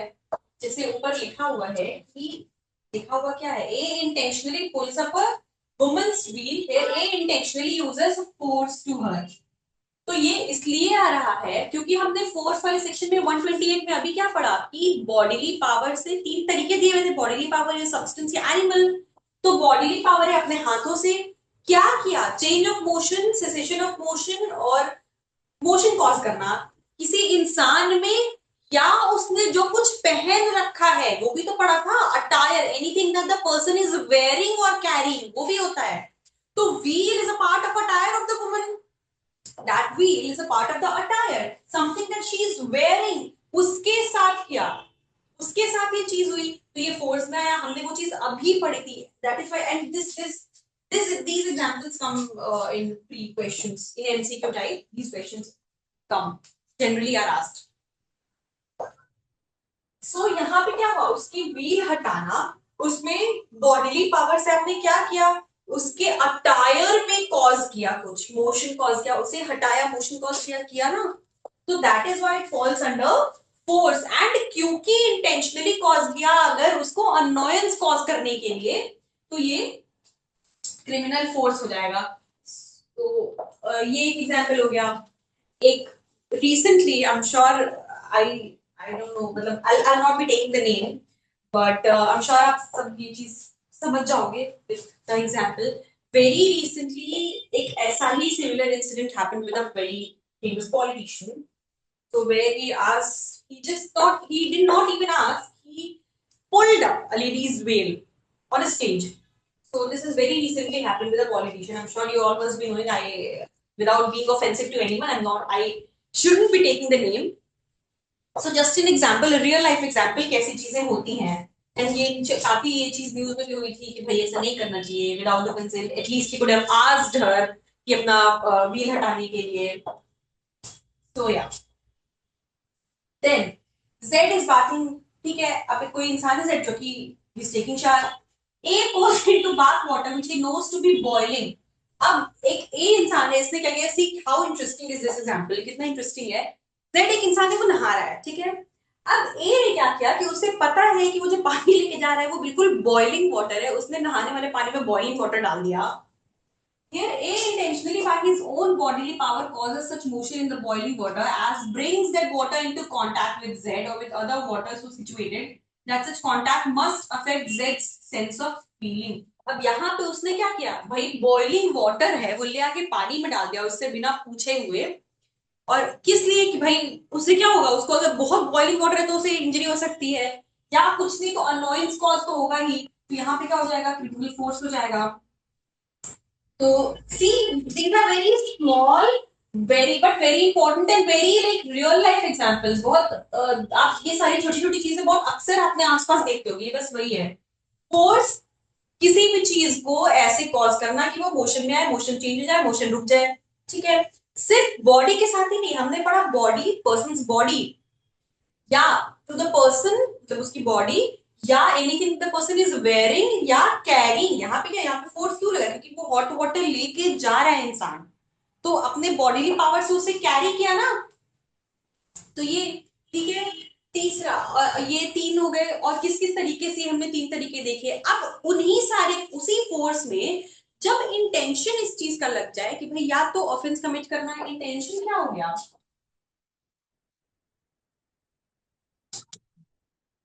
इंटेंशन क्या हो जाता है,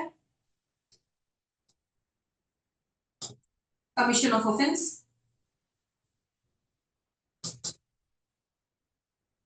या तो ऑफेंस कमिट करना, या कॉज इंजरी, फियर और अननोयंस, ये कॉज करना, इनमें से कुछ भी अगर इंटेंशन हो जाता है तो ये क्या हो जाएगा, ये अब फोर्स से क्रिमिनल फोर्स हो जाएगा। मतलब ये आप देख सकते हैं कि एक तरीके से स्टेज हो गया, ये फोर्स हो गया पहला स्टेज, ठीक है, जो कि फोर्स जो है इसकी कोई लाइबिलिटी नहीं है, ये पनिशेबल थोड़े है, क्योंकि ये तो सिर्फ फोर्स है ना, इससे कोई डैमेज नहीं कॉज हो, कोई इंजरी नहीं, कोई फेयर नहीं, कुछ भी नहीं, कुछ कॉज नहीं हो रहा है, तो ये पनिशेबल नहीं है। इसका जब एक नेक्स्ट स्टेज आया, ठीक है, the more intense one, the more aggravated one is criminal force. अब क्रिमिनल फोर्स में क्या है, क्रिमिनल फोर्स जो है यहाँ क्रिमिनलिटी जुड़ गई, क्योंकि यहाँ पे या तो ऑब्जेक्टिव ही है ऑफेंस करने का, या फिर फियर अनॉयंस या इंजरी कॉज करने का। तो यहाँ पे ये जो है, ये इसका अग्रेवेटेड एक वर्जन हो गया। नेक्स्ट 130। अब आते हैं असॉल्ट की बात करते हैं, ठीक है। असॉल्ट क्या है, टॉर्ट्स में आपने ये टर्म सुना होगा, दो टर्म होते हैं, असॉल्ट एंड बैटरी, ठीक है। दो टर्म होते हैं असॉल्ट एंड बैटरी। तो असॉल्ट एंड बैटरी क्या होता है, बैटरी मतलब क्या होता है कि अगर मिनिमम फिजिकल टच भी हो गया, ठीक है, दैट कॉजेस बैटरी। लेकिन जब कोई टच नहीं है, सिर्फ डराना धमकाना जिसे कहते हैं, वो हो गया असॉल्ट, ठीक है। और उसी डराने धमकाने के बाद अगर एक टच भी है, कुछ भी हो रहा है, मिनिमम फिजिकल टच, तो वो बैटरी होगा, राइट, कॉन्स्टिट्यूट्स बैटरी। सो अभी हमने यहाँ पे क्रिमिनल फोर्स देखा, अब देखते हैं असॉल्ट। बीएनएस में क्या है, whoever makes any gesture, पहला क्या कह रहा है, कोई भी इंसान अगर कोई जेस्चर बनाता है और एनी प्रेपरेशन, जेस्चर या प्रेपरेशन, कोई जेस्चर करता है या कोई प्रेपरेशन करता है, इंटेंडिंग और नोइंग, मतलब इंटेंशन या नॉलेज भी है,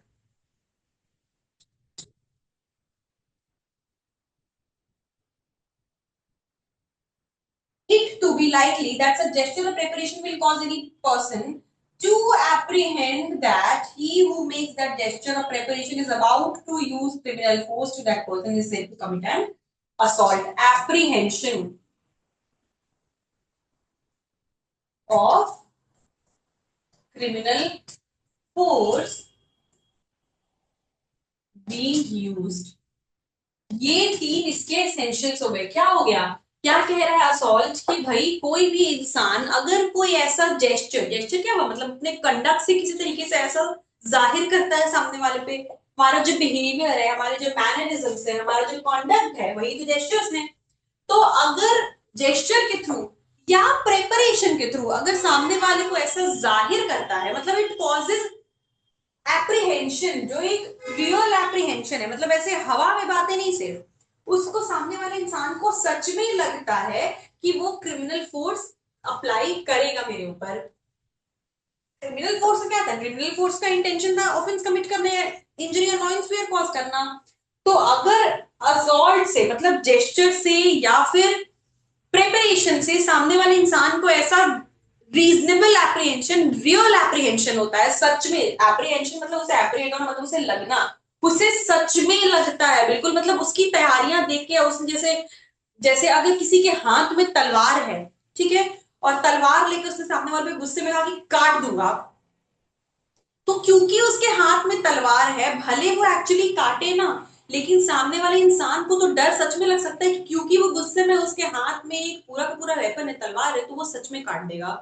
तो अगर ऐसा आपके जेस्चर से या प्रिपरेशन से, भले कोई बाद में ऑफेंस ना हो, वो कुछ ना करे, उसका गुस्सा शांत हो, सारी चीजें खत्म, लेकिन एप्रीहेंशन ऐसा होता है कि क्रिमिनल फोर्स यूज कर लिया जाएगा, तो उसे क्या कहते हैं, असॉल्ट कहते हैं। वही तो कह रहे हैं कि एनी जेस्चर और प्रिपरेशन, कोई जेस्चर, कोई मतलब कॉन्डक्ट, कोई बिहेवियर या प्रिपरेशन या आपकी तैयारी, जिससे क्या पता चले, इंटेंडिंग और नोइंग, या तो इंटेंशन ये है या नॉलेज है, जिससे कि सामने वाले को क्या होगा, will cause any person present to apprehend, जिससे सामने वाले को लगेगा, जेन्युइनली लगेगा सच में कि कोई क्रिमिनल फोर्स उसके ऊपर यूज किया जा सकता है, जाएगा, तो उसे क्या कहते हैं, असॉल्ट कहते हैं।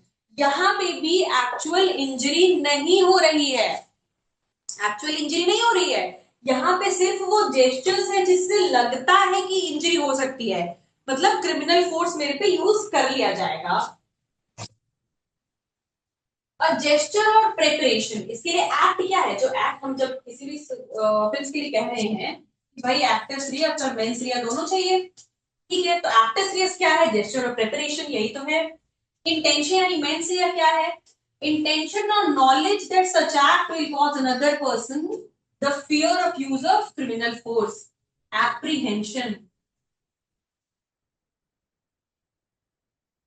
उसको सच में ऐसा लगेगा, उसको ये एप्रीहेंड होगा कि भाई ऐसा है, मेरे ऊपर क्रिमिनल फोर्स यूज किया जाएगा। Result a reasonable apprehension, it bridges the gap between verbal threat and actual physical contact। यहाँ पे सिर्फ डराना धमकाना है, कोई फिजिकल कांटेक्ट नहीं हो रहा है, कुछ नहीं हो रहा है। तो ये देखिए क्या हो गया भाई, इसमें क्या है कि एप्रीहेंशन होगा कि क्रिमिनल फोर्स यूज कर लिया जाएगा। जब हम फोर्स की बात करते हैं तो वहां फिजिकल कांटेक्ट, उसी फिजिकल कांटेक्ट से जब हम इंजरी कर रहे हैं या अनोयंस या ऑफेंस कुछ भी, वो क्रिमिनल फोर्स हो गया। तो ऐसा डर दिखाना जिससे ये लगे कि फोर्स यूज किया जाएगा मेरे ऊपर इंजरी कॉज करने के लिए या कोई ऑफेंस कमिट करने के लिए। इन शॉर्ट इसका वही मतलब हुआ। तो असॉल्ट मतलब ऐसा जेस्चर या प्रिपरेशन जो कि एप्रीहेंशन जिससे वो व्यक्ति को कि क्रिमिनल फोर्स उस पे यूज किया जाएगा।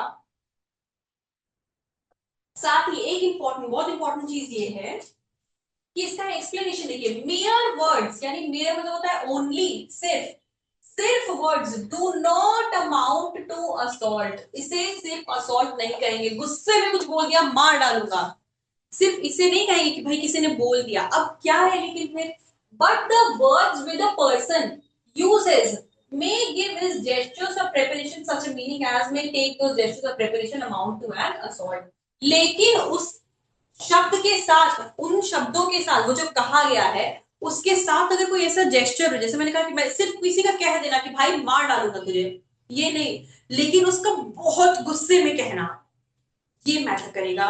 उसके पहले कुछ हुआ हो, या उसका फिर गन लेके हाथ में कहना कि मार डालूंगा तुझे, ये हो रहा है। ये सिर्फ वर्ड्स नहीं, सिर्फ कह देना वो नहीं, that will not amount to assault।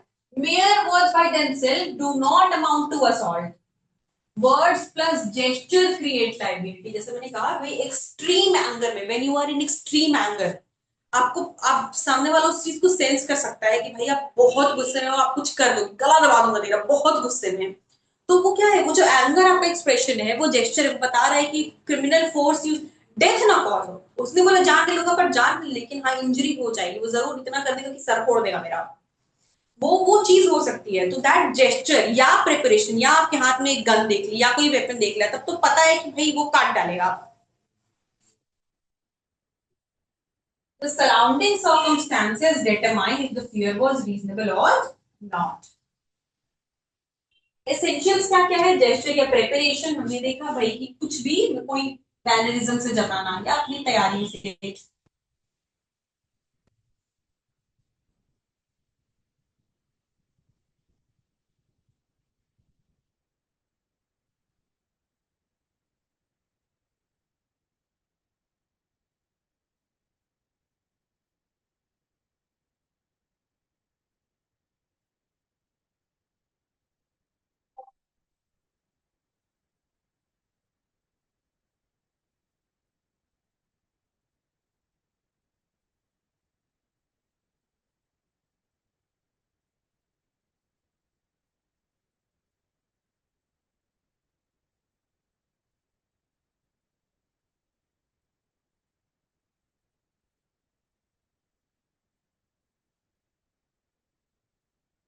दूसरा दूसरा क्या हो गया, इंटेंट या नॉलेज। ठीक है, मतलब इंटेंट किस चीज का है कि भाई अगर सामने वाले को उसका डर लगे कि भैया ऐसा है कि कुछ होगा, कुछ तो करेगा ये। Imminent force, the threat must be about force that is about to happen right now. और तुरंत होने का, ऐसा नहीं कि बहुत दिनों बाद। उसका रीजनेबल एप्रीहेंशन हो, उसे सच में लगे, valid reason to believe that such force may be used. उसे सच में लगे आपके प्रिपरेशन या आपके जेस्चर की वजह से कि कोई फोर्स जो है वो यूज किया जाएगा। जैसे a raised fist, Amit raises a fist towards Bharat। Amit's goal is to make Bharat think that he is about to be hit, या फिर Amit has committed assault। ऐसे जैसे मैंने कहा कि भाई बहुत गुस्से में बोलना, इसी का है मुक्का दिखाना, ये इससे क्या होगा, उसे लगेगा कि असॉल्ट, ये इसका असॉल्ट करना है, क्योंकि सामने वाले को क्या लगेगा कि भाई कोई क्रिमिनल फोर्स हो सकता है, मुझे ये मुक्का लगा दिया जाएगा। एक देखिए important case, Muneshwar Bhagat Singh versus state, very old case. State में इस केस में कोर्ट ने कहा है if a gesture does not cause reasonable fear of harm. जो हम रीजनेबल एप्रीहेंशन की बात करें, रीजनेबल एप्रीहेंशन हमने बहुत बार डिस्कस किया है, वो है क्या, मतलब आपको सर्कमस्टांसेस को देखते हुए आसपास ये जेन्युइनली लगे, जब ये लगे कि भाई ऐसा हो जाएगा, तो हम इसे रीजनेबल एप्रीहेंशन कह रहे हैं। तो इस केस में क्या कहा गया कि जब एक gesture, when if a gesture does not cause a reasonable fear of harm, the person cannot be found guilty। The fear must not be objective, not just an overreaction। ये नहीं कि सिर्फ overreaction में कह दिया उसे हम assault मान लेंगे, नहीं, जब एक reasonable apprehension हो तभी ऑफेंस होगा। इस दूसरे केस है एसी कामा वर्सेस एचएफ मॉर्गन, इसमें बोला गया that words alone aren't enough. जो हमने अभी एक्सप्लेनेशन में पढ़ा कि mere words do not constitute assault। सिर्फ शब्द, सिर्फ कहे गए शब्द जो है वो असॉल्ट नहीं है, specially if the words themselves negate the threat। example, if there weren't a police officer here I would hit you। Specially अगर वो नेगेटिव तरीके से कहे जाए, जैसे एग्जांपल दिया कि अगर पुलिस ऑफिसर नहीं होना तो यहाँ तेरी जान ले लूंगा मैं, अगर ऐसे नेगेटिव तरीके से कहा गया है तो सिर्फ इन शब्दों को असॉल्ट नहीं मान सकते हैं। अब आते हैं 131 पे। 131 क्या कह रहा है? Punishment for assault to criminal force otherwise then on grave provocation.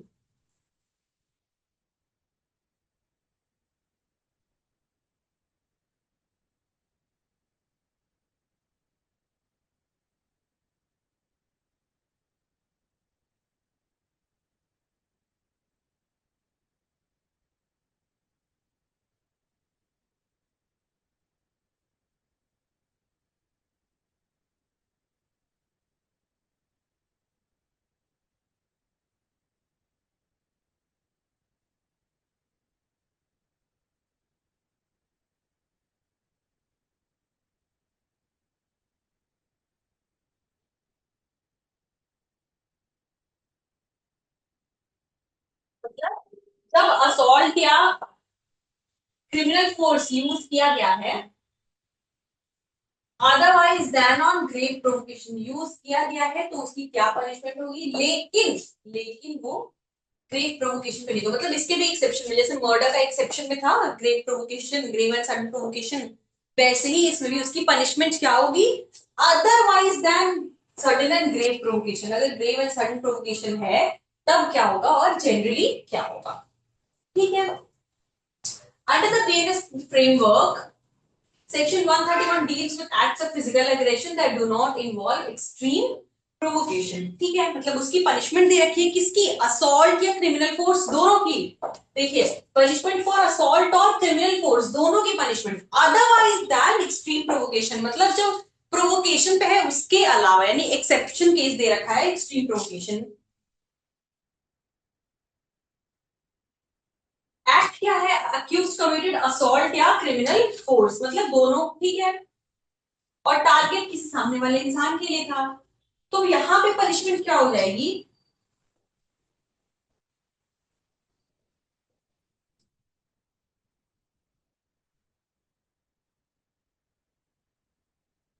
देखिए, whoever assaults uses criminal force to any person otherwise than on grave and sudden provocation, क्या हो गया? ये एक्सेप्शन हो गया। ठीक है, यहाँ पे भी एक्सेप्शन करते हैं।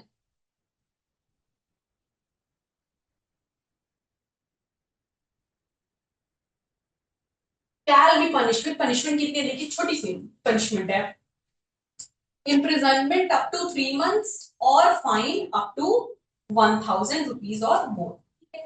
3 महीने तक की इम्प्रिजनमेंट है, या फिर कितना है? देखिए, 1000 तक, 1000 रुपए, या दोनों हो सकते हैं, मतलब विद और विदाउट फाइन, राइट? वही चीज हो गई, 3 महीने तक की सिर्फ इम्प्रिजनमेंट है। अब ग्रेव एंड सडन प्रोवोकेशन, जैसे हमने देखा कि ग्रेव एंड सडन प्रोवोकेशन को यहाँ पे भी एक्सेप्शन में रखा गया है। जैसे सिमिलरली हमने अभी पीछे के दो कंडीशंस पढ़े, मर्डर में भी यही चीज थी, फिर हर्ट एंड ग्रीवियस हर्ट में भी सेम चीज थी। हमने पढ़ा कि भाई जहां पे हर्ट एंड ग्रीवियस हर्ट में ग्रेव एंड सडन प्रोवोकेशन आया, वो एक्सेप्शन की तरह लग गया। जब मतलब किसी इंसान पे हर्ट या ग्रीवियस हर्ट कॉज किया गया है, लेकिन ग्रेव एंड सडन प्रोवोकेशन की वजह से, तो वहां पे क्या था? पनिशमेंट ऑटोमेटिकली रिड्यूस हो गई। मिटिगेट होने का क्या मतलब होता है? मिटिगेट मतलब मिटिगेटिंग फैक्टर नहीं, रेड्यूसिंग फैक्टर, रेड्यूस हो गई ऑटोमेटिकली। जहां पे भी किसी भी ऑफेंस के साथ ग्रेव एंड सडन प्रोवोकेशन आएगा, मतलब क्या? वो क्यों किया गया है? वो ऑफेंस का कमीशन कैसे हुआ है? वो ऑफेंस का कमीशन गुस्से में उकसाने की वजह से हो गया। इतना गुस्सा दिलाया सामने वाले ने कि वो ऑफेंस कमिट हो गई, वहां कोई इंटेंशन नहीं था, इंटेंशन लैकिंग था। तो यहाँ पे क्या है कि भाई अगर सिमिलरली जैसे मर्डर में और हर्ट एंड ग्रीवियस हर्ट में आया, अगर असॉल्ट या क्रिमिनल फोर्स में भी मिटिगेटिंग फैक्टर, यानी कि जो ग्रेव एंड सडन प्रोवोकेशन है वहां पे आता है, तो क्या होगा? Grave and sudden provocation will not mitigate the punishment for an offence under this section. यहाँ पे क्या कह रहा है कि अगर अंडर द सेक्शन, इफ ये तीन केसेस, अगर ग्रेव एंड सडन प्रोवोकेशन है, तो जनरली तो पनिशमेंट जो है वो ऑटोमेटिकली कम हो जाएगी, क्योंकि हमें पता है कि रिड्यूस हो जाती है। जैसे ही वो आया वो रिड्यूस हो जाएगा। लेकिन इसका एक्सप्लेनेशन बता रहा है कि भाई again the same thing, exception का एक्सेप्शन, एक्सेप्शन के एक्सेप्शन में जो पनिशमेंट है वो नॉर्मल होती है, मतलब वो जनरल हो जाता है, जनरल रूल होता है। तो सिमिलरली कह रहा है वही तीन केसेस जो हमने प्रीवियसली पढ़े, सेल्फ इंड्यूस्ड प्रोवोकेशन, या पब्लिक सर्वेंट के लॉफुल एक्सरसाइज के लिए, या फिर राइट टू प्राइवेट डिफेंस के लॉफुल एक्सरसाइज करने के दौरान उस चीज को अगर ग्रेव एंड सडन प्रोवोकेशन की तरह लिया गया as an excuse by the offender, to commit the offence, क्या कॉज करने के लिए, असॉल्ट या क्रिमिनल फोर्स कमिट करने के लिए। तो वहां पे इस वजह से, इन तीन वजहों से अगर ग्रीवेंस एंड प्रोवोकेशन है तो वो एक्सेप्शन की तरह फॉल, एक्सेप्शन के अंडर फॉल नहीं करेगा। अदरवाइज, अदरवाइज ऑटोमेटिकली, क्योंकि लिखा है otherwise than on grave provocation, मतलब अदरवाइज का जो क्लॉज है वो उसमें साथ ही में आ गया कि वो एक्सेप्शन है, अदर देन उसको हटा के जनरल प्रोविजन जो है, जनरल पनिशमेंट वो इतनी होगी, उसको हटा के, मतलब अगर वो आ गया तो पनिशमेंट ऑटोमेटिकली ऑटोमेटिकली रिड्यूस हो जाएगी। अब अगर इस केस में यानी ग्रेव एंड सडन प्रोवोकेशन में प्रोवोकेशन जो है वो इन तीन वजहों से है, तो अगेन वहां पे पनिशमेंट रिड्यूस नहीं होगी। वही कह रहा है कि grave and sudden provocation will not mitigate the punishment, punishment को कम नहीं कराएगा अगर पनिशमेंट इन तीन वजहों से है। जो इस प्रोवोकेशन के जो तीन एक्सेप्शंस होते हैं, यानी सेल्फ इंड्यूस्ड, पब्लिक सर्वेंट वाले या फिर प्राइवेट डिफेंस के लॉफुल एक्सरसाइज में, ये तीन चीजों को अगर प्रोवोकेशन का फैक्टर मान के उससे एक्सक्यूज का,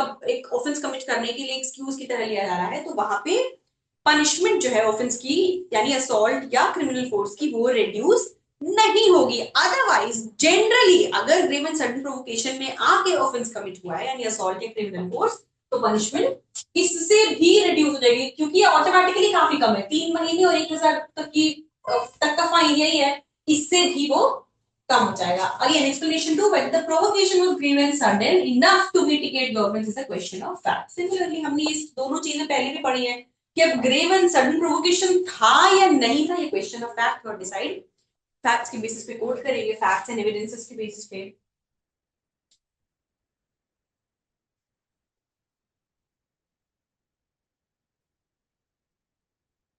अब आते हैं 132, assault of criminal force to deter public servant from discharge of duty. वही सेम चीजें हैं, वही सेम चीजें जो हमने अभी तक पढ़ी हैं। मर्डर में भी सेम चीज पढ़ा, फिर हर्ट एंड ग्रीवियस हर्ट में भी सेम चीज पढ़ा, वही सेम कॉन्सेप्ट्स वो है, ऑफेंस अलग अलग हो गए। उन्हीं ऑफेंसेस में जब था कि प्रोवोकेशन में अगर मर्डर कर दिया जाए या पुलिस ऑफिसर को डेटर करने के लिए कोई ऑफेंस कर दिया जाए, यहाँ पे सेम चीज है कि पुलिस ऑफिसर को या पब्लिक सर्वेंट को डेटर करने के लिए असॉल्ट या क्रिमिनल फोर्स दिखाया जाए, सेम कॉन्सेप्ट है, ऑफेंसेस चेंज हो गए। तो असॉल्ट या criminal force to deter public servant from discharge of duty, public servant को उनकी लॉफुल ड्यूटी जो है वो करने से रोकने के लिए अगर असॉल्ट या क्रिमिनल फोर्स यूज किया जाए, तो वहां पे क्या है punishment, imprisonment up to 2 years और फाइन, और बोथ 2 साल तक के इम्प्रिजनमेंट या फाइन या दोनों। ठीक है, यहाँ पे देखिए सेम चीज है, 132 penalizes any person who assault or uses criminal force against a public servant। जैसा प्रीवियसली हमने सारे क्वेश्चन सारे सेक्शंस में ये कॉन्सेप्ट डिस्कस किया कि पब्लिक सर्वेंट को लॉफुल ड्यूटी एक्सरसाइज करने से रोकने के लिए, डेटर करने के लिए, तो मतलब ऑफेंस किसके अगेंस्ट कमिट किया, किसी पब्लिक सर्वेंट अगेंस्ट किया गया।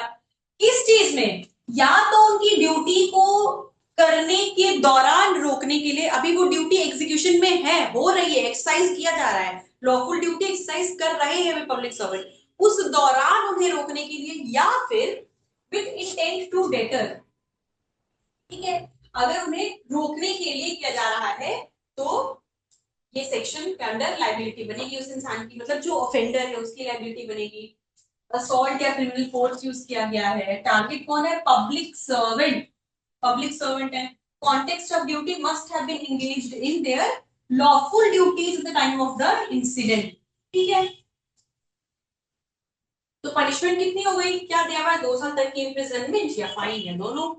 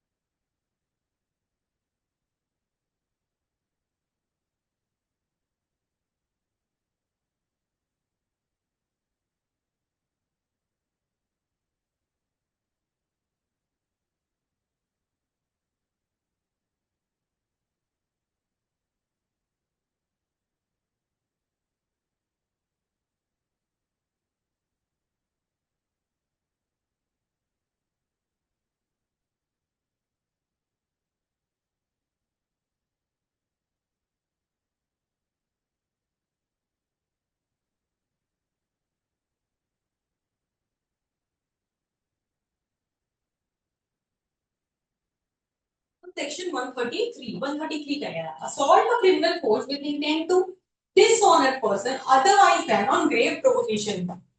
Otherwise then on grave provocation same. यहाँ पे भी पहले ही एक्सेप्शन दी है। एक्सेप्शन क्या है? एक्सेप्शन है ग्रेव एंड सडन प्रोवोकेशन। ये हो गया। इसके अलावा असॉल्ट या क्रिमिनल फोर्स करना इंटेंशन क्या है? With intent to dishonour person, किसी इंसान को डिसऑनर करने के लिए जब अगर असॉल्ट या क्रिमिनल फोर्स यूज किया जाए तो उसकी पनिशमेंट क्या होगी? उसकी पनिशमेंट है इम्प्रिजनमेंट अप टू 2 years और फाइन और बोथ। 2 साल तक की इम्प्रिजनमेंट है और साथ में नहीं, मतलब फाइन भी हो सकता है या फिर दोनों ही चीजें हो सकती हैं। ऑब्जेक्टिव क्या है इस सेक्शन के अंदर? 133 बहुत सिमिलर सा सेक्शन है। जैसे सिंपल में जैसे हमने सारे ऑफेंसेस जो हम देख रहे हैं असॉल्ट या क्रिमिनल फोर्स की तरह, see this is the beauty of BNS as contrary to that of IPC, कि जैसे जो स्कैटर्ड सेक्शंस थे अलग अलग उसको एक जगह पे कंसोलिडेट करके अरेंज किया। जैसे हम देख सकते हैं क्लियरली असॉल्ट या क्रिमिनल फोर्स को पहले एक टॉपिक के अंदर जैसे असॉल्ट बताया, क्रिमिनल फोर्स बताया, ये सारी चीजें बताई। अब उन ऑफेंसेस को इन सबको एक जगह कर दिया। असॉल्ट या क्रिमिनल फोर्स, इसकी पनिशमेंट इस केस में क्या होगी, इसकी पनिशमेंट इस केस में, इंस्टेड ऑफ कि उसे स्कैटर्ड कर रखा है all throughout the IPC या बीएनएस, उसे अरेंज कर दिया गया। सो जैसे पहले के and order same if you, so it makes it easier for to remember कि जैसे आप पहले देख सकते हैं मर्डर में भी ऑलमोस्ट सीक्वेंस उसी तरीके का था। फिर अब हम जब आते हैं हर्ट एंड ग्रीवियस हर्ट पे तो भी वही सीक्वेंस अब रिपीट हो रहा है। फिर जहां हम असॉल्ट क्रिमिनल फोर्स पे आते हैं तो भी सेम सीक्वेंस रिपीट हो रहा है। तो concept stage the same, just the offence stage, right? तो यहाँ पे भी क्या कह रहा है कि भाई ग्रेव एंड सडन प्रोवोकेशन के अलावा जब किसी पर्सन को डिसऑनर करने के इंटेंशन से असॉल्ट या क्रिमिनल फोर्स कमिट करता है कोई इंसान, तो वहां पे पनिशमेंट कितनी है? 2 साल तक की इम्प्रिजनमेंट या फाइन या बोथ। मतलब एक्सेप्शन यहां भी दे रखा है grave and sudden provocation, which means, इसका क्या मतलब है? व्हिच मींस एक्सेप्शन देने का क्लियरली मतलब है कि जहां पे अगर ये ऑफेंस कमिट किया गया, ठीक है, असॉल्ट या क्रिमिनल फोर्स यूज किया गया, से क्रिमिनल फोर्स यूज किया गया और डिसऑनर करने के इंटेंशन से ही किया गया, लेकिन किया गया प्रोवोकेशन में आके, सामने वाले ने इतना ज्यादा प्रोवोक किया कि because of which the offence was committed, ठीक है। तो यहाँ पे क्योंकि मिटिगेटिंग फैक्टर यानी कि एक्सेप्शन क्या हो गया, ग्रेव एंड सडन प्रोवोकेशन, तो ऑटोमेटिकली इवन विदाउट स्टेटिंग, देखिए हर जगह पे मेंशन नहीं किया हुआ है, लेकिन even without stating punishment automatically gets reduced क्योंकि एक्सेप्शन दे रखा है। अब एक्सेप्शन का मतलब ये जनरल रूल अप्लाई नहीं होगा, मतलब ऑटोमेटिकली वो रिड्यूस हो जाएगा। तो इस सेक्शन के एसेंशियल्स क्या क्या है? पहले तो assault and criminal course obviously है ही है। इंटेंशन क्या है? किसी को ह्यूमिलिएट करना, डिसऑनर करना यानी किसी को इंसल्ट करना, किसी को ह्यूमिलिएट करना। किसी को ह्यूमिलिएट करने के लिए आपने वो सारी चीजें कही कि भाई देख तुझे बताता हूँ, ठीक है, आपने जानबूझ के वो चीजें, आपका इंटेंशन ही था किसी को बहुत अशेम्ड फील कराना, किसी को इंसल्ट करना सबके सामने, तो आपने जानबूझ के वो किया, ठीक है। और एब्सेंस ऑफ प्रोवोकेशन, प्रोवोकेशन में आके नहीं किया जाए, क्यों? क्योंकि प्रोवोकेशन का करेंगे तो एक्सेप्शन में फॉल कर जाएगा ना।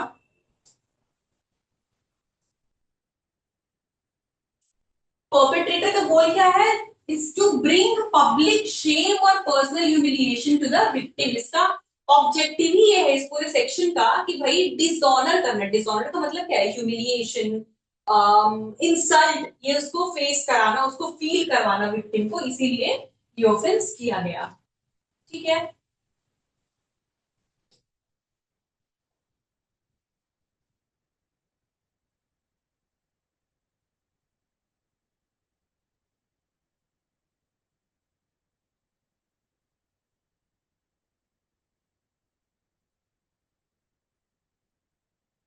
देखिए एक एग्जांपल देखते हैं। सिनेरियो क्या है?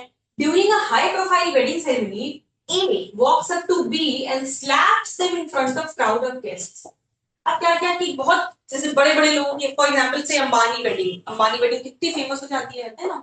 अब भाई एक बेटे की या बेटी की घर में शादी हुई, सारे सोशल मीडिया प्लेटफॉर्म्स पे सब पे छा जाएंगे कई दिनों तक, उनके फंक्शन ही नहीं खत्म होते हैं। सो ऐसे ही किसी वेडिंग में, किसी हाई प्रोफाइल वेडिंग में कोई एक इंसान गया और जस्ट टू कि भाई लोगों के सामने उसको ह्यूमिलिएटेड फील करवाने के लिए एक थप्पड़ जड़ दिया जोर का। अब यहाँ पे हुआ क्या? यहाँ पे पहले तो भाई असॉल्ट क्रिमिनल फोर्स किया गया है, ठीक है, फोर्स क्रिमिनल फोर्स किया गया है, किया किस लिए गया, लोगों के सामने किया गया।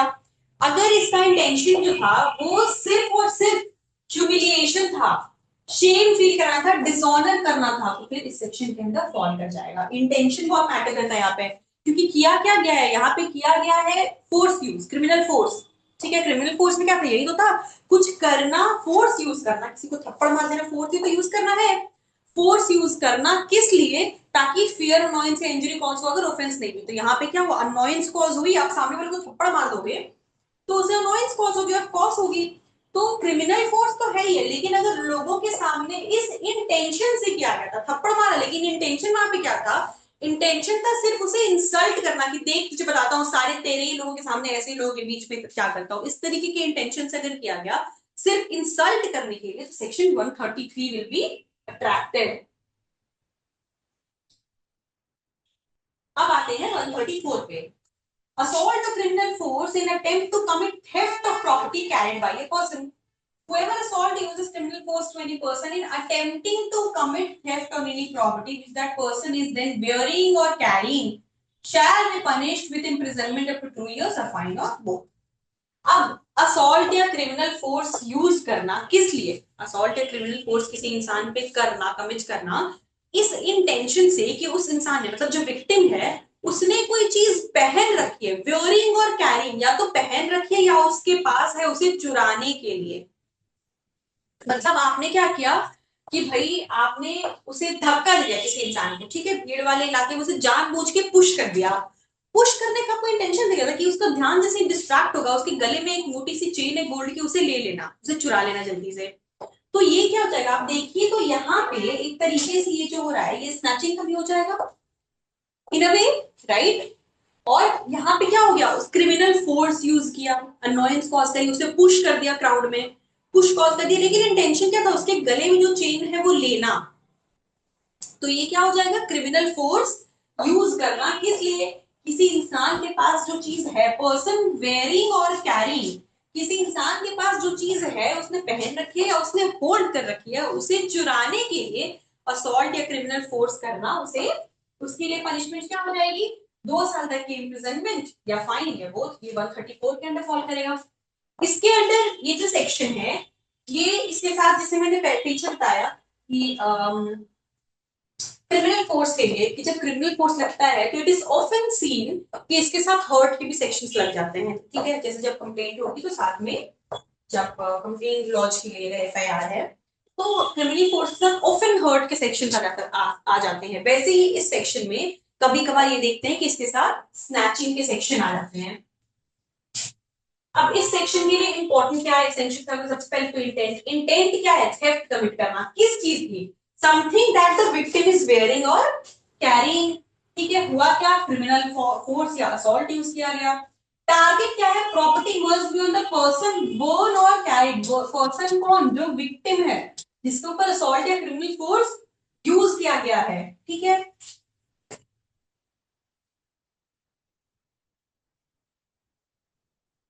देखिए जैसे even if no physical injury occur, जैसे पुश किया से उससे कुछ हुआ नहीं, इंसान गिरा तक नहीं, उसे कोई चोट नहीं आई, लेकिन क्योंकि वहां पे भीड़ थी तो उसका ध्यान भटक गया कि कैसे पुश कैसे हुआ, कहां से पुश हुआ मुझे, और उस दौरान सामने वाले ने मौके का फायदा उठाते हुए उसके गले से चेन निकाल ली।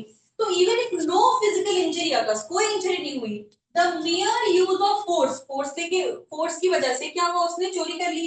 To snatch an item triggers this section, आ गया ऑटोमेटिकली, स्नैचिंग इसके अंदर कवर हो गया, लिखा है ये टू स्नैच एन आइटम निकाल लिया।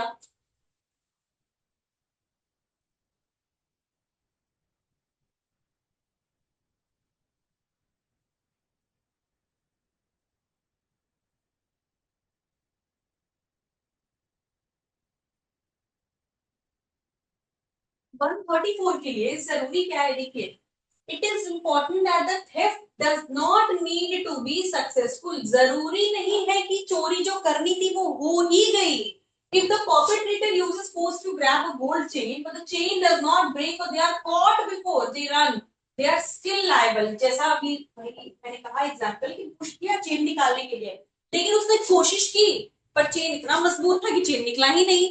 तो भीड़ में इससे पहले, क्योंकि क्राउड था, इससे पहले क्योंकि कुछ और पड़ता, लोगों ने देख लिया, वो पकड़ा गया, तो उसे थेफ्ट तो हुआ नहीं, चोरी की चीज मिली नहीं लेकिन फिर भी वो लायबिलिटी आएगी। तो मतलब 134 के अंडर है कि अगर आप अटेम्प्ट भी कर रहे हो, क्या कह रहा है section, attempting to commit theft, attempting commit हो जाता है तब तो है ही है, सिर्फ अटेम्प्ट करने का भी यहाँ पे सेक्शन 134 के होने के लिए commission, completion, completion is not necessary. जरूरी नहीं है कि ऑफेंस हो ही गया हो गया तब तो है ही है, लेकिन नहीं हुआ क्योंकि अटेम्प्टिंग लिखा है, सिर्फ अटेम्प्ट करने पे भी वो पकड़ा गया, ऑफेंस कमिट हो नहीं पाया तो भी अटेम्प्ट के लिए भी सेक्शन पनिशेबल है, क्योंकि लिखी है in attempt to commit theft of property. The combination of intent, force and attempt is sufficient to invoke the section 135। 135 सी क्या कह रहा है? assault to criminal force in attempt to wrongfully confine a person। wrongful confinement हमने last lecture में पढ़ा था। wrongful confinement क्या होता है कि किसी को एक फिक्स्ड बाउंड्रीज के अंदर कैद कर देना कि वो वहां से बाहर ना निकल सके, ठीक है। And when we talk about कैद करने से ये मतलब नहीं कि उसे टॉर्चर किया गया, उसे बहुत इंजरी पहुंचाई गई, नहीं, मतलब the person is not allowed to go anywhere, वो एक सर्टेन बाउंड्री के अंदर बंद हो गया है, उससे बाहर ना निकल, किसी के कोई यहाँ पे जैसे मैं खड़ी हूँ, मेरी चारों तरफ एक दीवार बना दी जाए तो मैं इस एरिया से बाहर नहीं निकल पाऊंगी, मुझे इस रूम में यहाँ पे बंद कर दिया जाए हर तरफ से, तो I have no other way to go, मैं इस रूम में बंद हो जाऊंगी। बस वही क्रिमिनल रॉन्गफुल कन्फाइनमेंट का यही मतलब, it does not include any torture और एनीथिंग एल्स, ठीक है। तो जब हम 135 की बात करते हैं तो 135 में क्या कह रहा है कि रॉन्गफुली किसी को कन्फाइन करने के लिए, यानी कहीं पे बंद करने के लिए रॉन्गफुल तरीके से असॉल्ट या क्रिमिनल फोर्स यूज किया गया है किसी इंसान पे, वहां पे क्या पनिशमेंट है? imprisonment up to 1 year और फाइन up to 5,000 रुपीज और बोथ। ऑब्जेक्टिव क्या है यहाँ पे? ऑब्जेक्टिव है रॉन्गफुल कन्फाइनमेंट, लेकिन यहाँ भी ये चीज देखने की है कि यहाँ पे भी 134 की तरह अटेम्प्टिंग रॉन्गफुली लिखा है, मतलब इन दो सेक्शन में, प्रीवियस सेक्शन पे नहीं अटेम्प्ट था, नहीं, to deter public servant, to dishonour person, attempt के हो जाने पे लायबिलिटी बनेगी, यहाँ अटेम्प्ट ऑफेंस के हो जाने पे, अटेम्प्ट पे नहीं है, कमीशन पे है, लेकिन 194 195 में अटेम्प्ट की है, अटेम्प्ट की भी है, मतलब ये कि ऑफेंस नहीं कंप्लीट हुआ, अगर रॉन्गफुल कन्फाइनमेंट नहीं भी हो पाया, आपने कोशिश की, that was enough, that was enough for 135 to come into picture.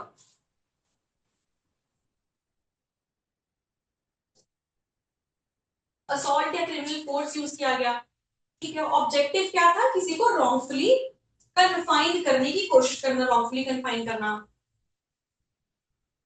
Attempt is sufficient, attempt है उतना ही काफी है। रॉन्गफुल कन्फाइनमेंट की बात करें यहाँ पे, रिस्ट्रेंट की नहीं, कन्फाइन करने का अटेम्प्ट किया गया है, अगर हो गया तब तो ऑफेंस ही हो गया, ठीक है, तब तो फिर क्या हो जाएगा, रॉन्गफुल कन्फाइनमेंट का भी वो लग जाएगा, पनिशमेंट लग जाएगा यहाँ पे। नहीं होता है अगर, तो इसमें क्या है, इस सेक्शन की एप्लीकेबिलिटी आ जाएगी, 1 साल तक का इम्प्रिजनमेंट, 5,000 तक का फाइन। अब आते हैं 136 पे, इस टॉपिक के, इस टॉपिक मतलब जो हम बात कर रहे हैं असॉल्ट और क्रिमिनल फोर्स, ये टॉपिक जो हमने आज करा, ये इस टॉपिक का लास्ट सेक्शन है 136। इसके बाद से आप देख सकते हैं इस topic of kidnapping, abduction, slavery and force labour, which is a very very very important section, important topic, we will be starting that 137 onwards, we will be starting the topic of kidnapping, abduction, slavery। So 136, now the last section of this topic, this particular topic, assault to criminal force on grave provocation। अभी तक देखिए हर जगह पे, हर जगह पे हमने देखा other than grave and sudden provocation, other than grave and sudden provocation, तो वो एक्सेप्शन लेके चला। अब यहाँ पे क्या कह रहा है कि असॉल्ट या क्रिमिनल फोर्स यूज किया गया है कब? ग्रेव प्रोवोकेशन पे। एक्सेप्शन तो पीछे बहुत सारे पढ़ लेकिन उसके अलावा आएगा तो वो सारी रिस्पॉन्सिबिलिटी, वो सारी लाइबिलिटी है, लेकिन अगर उसकी वजह से, ग्रेवेंस एंड प्रोवोकेशन की वजह से assault and criminal force use किया जा रहा है, तब क्या यहाँ पे लाइबिलिटी बनेगी?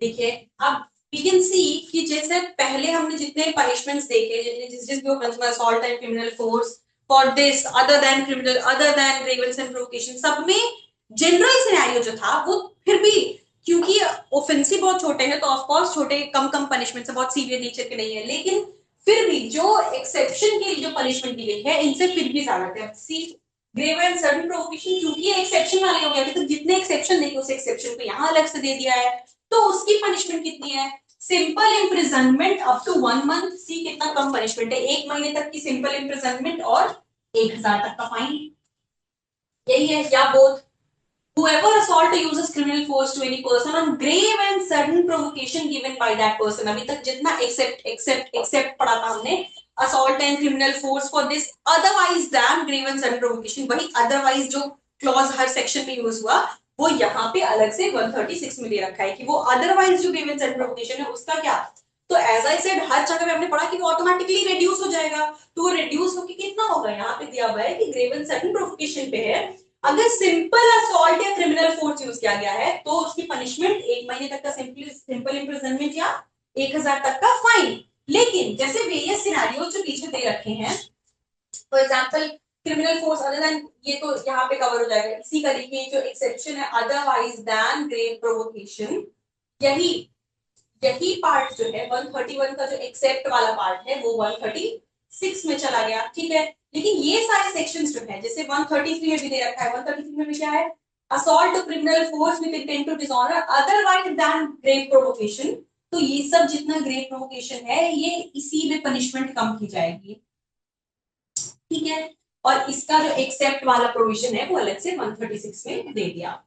So with this we have completed this entire topic of grave and sudden provocation। हमने ये complete sorry assault and criminal force हमने ये complete कर दिया। force हमने क्या देखा, force बहुत सिंपल सी चीज है, किसी पर्सन को या किसी सब्सटेंस को या किसी एनिमल को इस तरीके से करना जिससे कि वो मोशन में आए या उसका मोशन चेंज हो जाए या मोशन रुक जाए, जिसकी वजह से किसी सामने वाले इंसान को जो विक्टिम है वो he could feel something, he could sense something, मतलब something that comes into contact, physical contact with a person or causes some change in the state of a person, तो उसे हम force कह रहे हैं। लेकिन that force is not punishable per se, अलग से force की punishment नहीं है। उसी force में जब criminality जुड़ जाती है, criminality मतलब क्या, intention जब जुड़ जाता है, guilty mind किस चीज की, intention force में भी है, क्या intention, लेकिन वहां physical contact या फिर change of state, लेकिन उसी इंटेंशन का जब चेंज हो जाता है और क्रिमिनलिटी जुड़ जाती है, इंटेंशन हो जाता है वहां पे कमीशन ऑफ एन ऑफेंस या कॉजिंग फियर अनॉयंस या इंजरी, तो वो क्रिमिनल फोर्स बन जाएगा जो कि जिसकी लाइबिलिटी आ जाएगी। अब वही किसी को डराना धमकाना जेस्चर्स या प्रेपरेशन के थ्रू कि भाई उसके ऊपर क्रिमिनल फोर्स यूज कर लिया जाएगा, रीजनेबल एप्रीहेंशन हो, तो वो असॉल्ट है। अब हम असॉल्ट और क्रिमिनल फोर्स के बहुत सारे हमने अलग अलग कंडीशन में क्या क्या पनिशमेंट्स होंगी ये हमने देखा, और हर जगह पे एक एक्सेप्शन लेके चले आए हम कि ग्रेव एंड सडन प्रोवोकेशन, उसके लिए वो रिड्यूस्ड कल्पेबिलिटी होगी, उसकी पनिशमेंट क्या होगी 136 में दे रखा है, right. So up till 136 we have covered this and we have covered this entire topic. From the next lecture we'll be starting with the section of kidnapping. यहाँ से हम शुरू करेंगे। तो यहाँ से हम एक बहुत इंपॉर्टेंट सेक्शन, एक बहुत इंपॉर्टेंट टॉपिक के साथ हम नेक्स्ट लेक्चर से शुरुआत करेंगे। I hope that I have made things easier for you a little bit. I have been of some help, some kind of help to you all, and if you have any queries, if you have any doubts, please reach out to us. Feel free to connect on our through our numbers, our website, our email IDs, and stay connected. And see you all in the next lecture.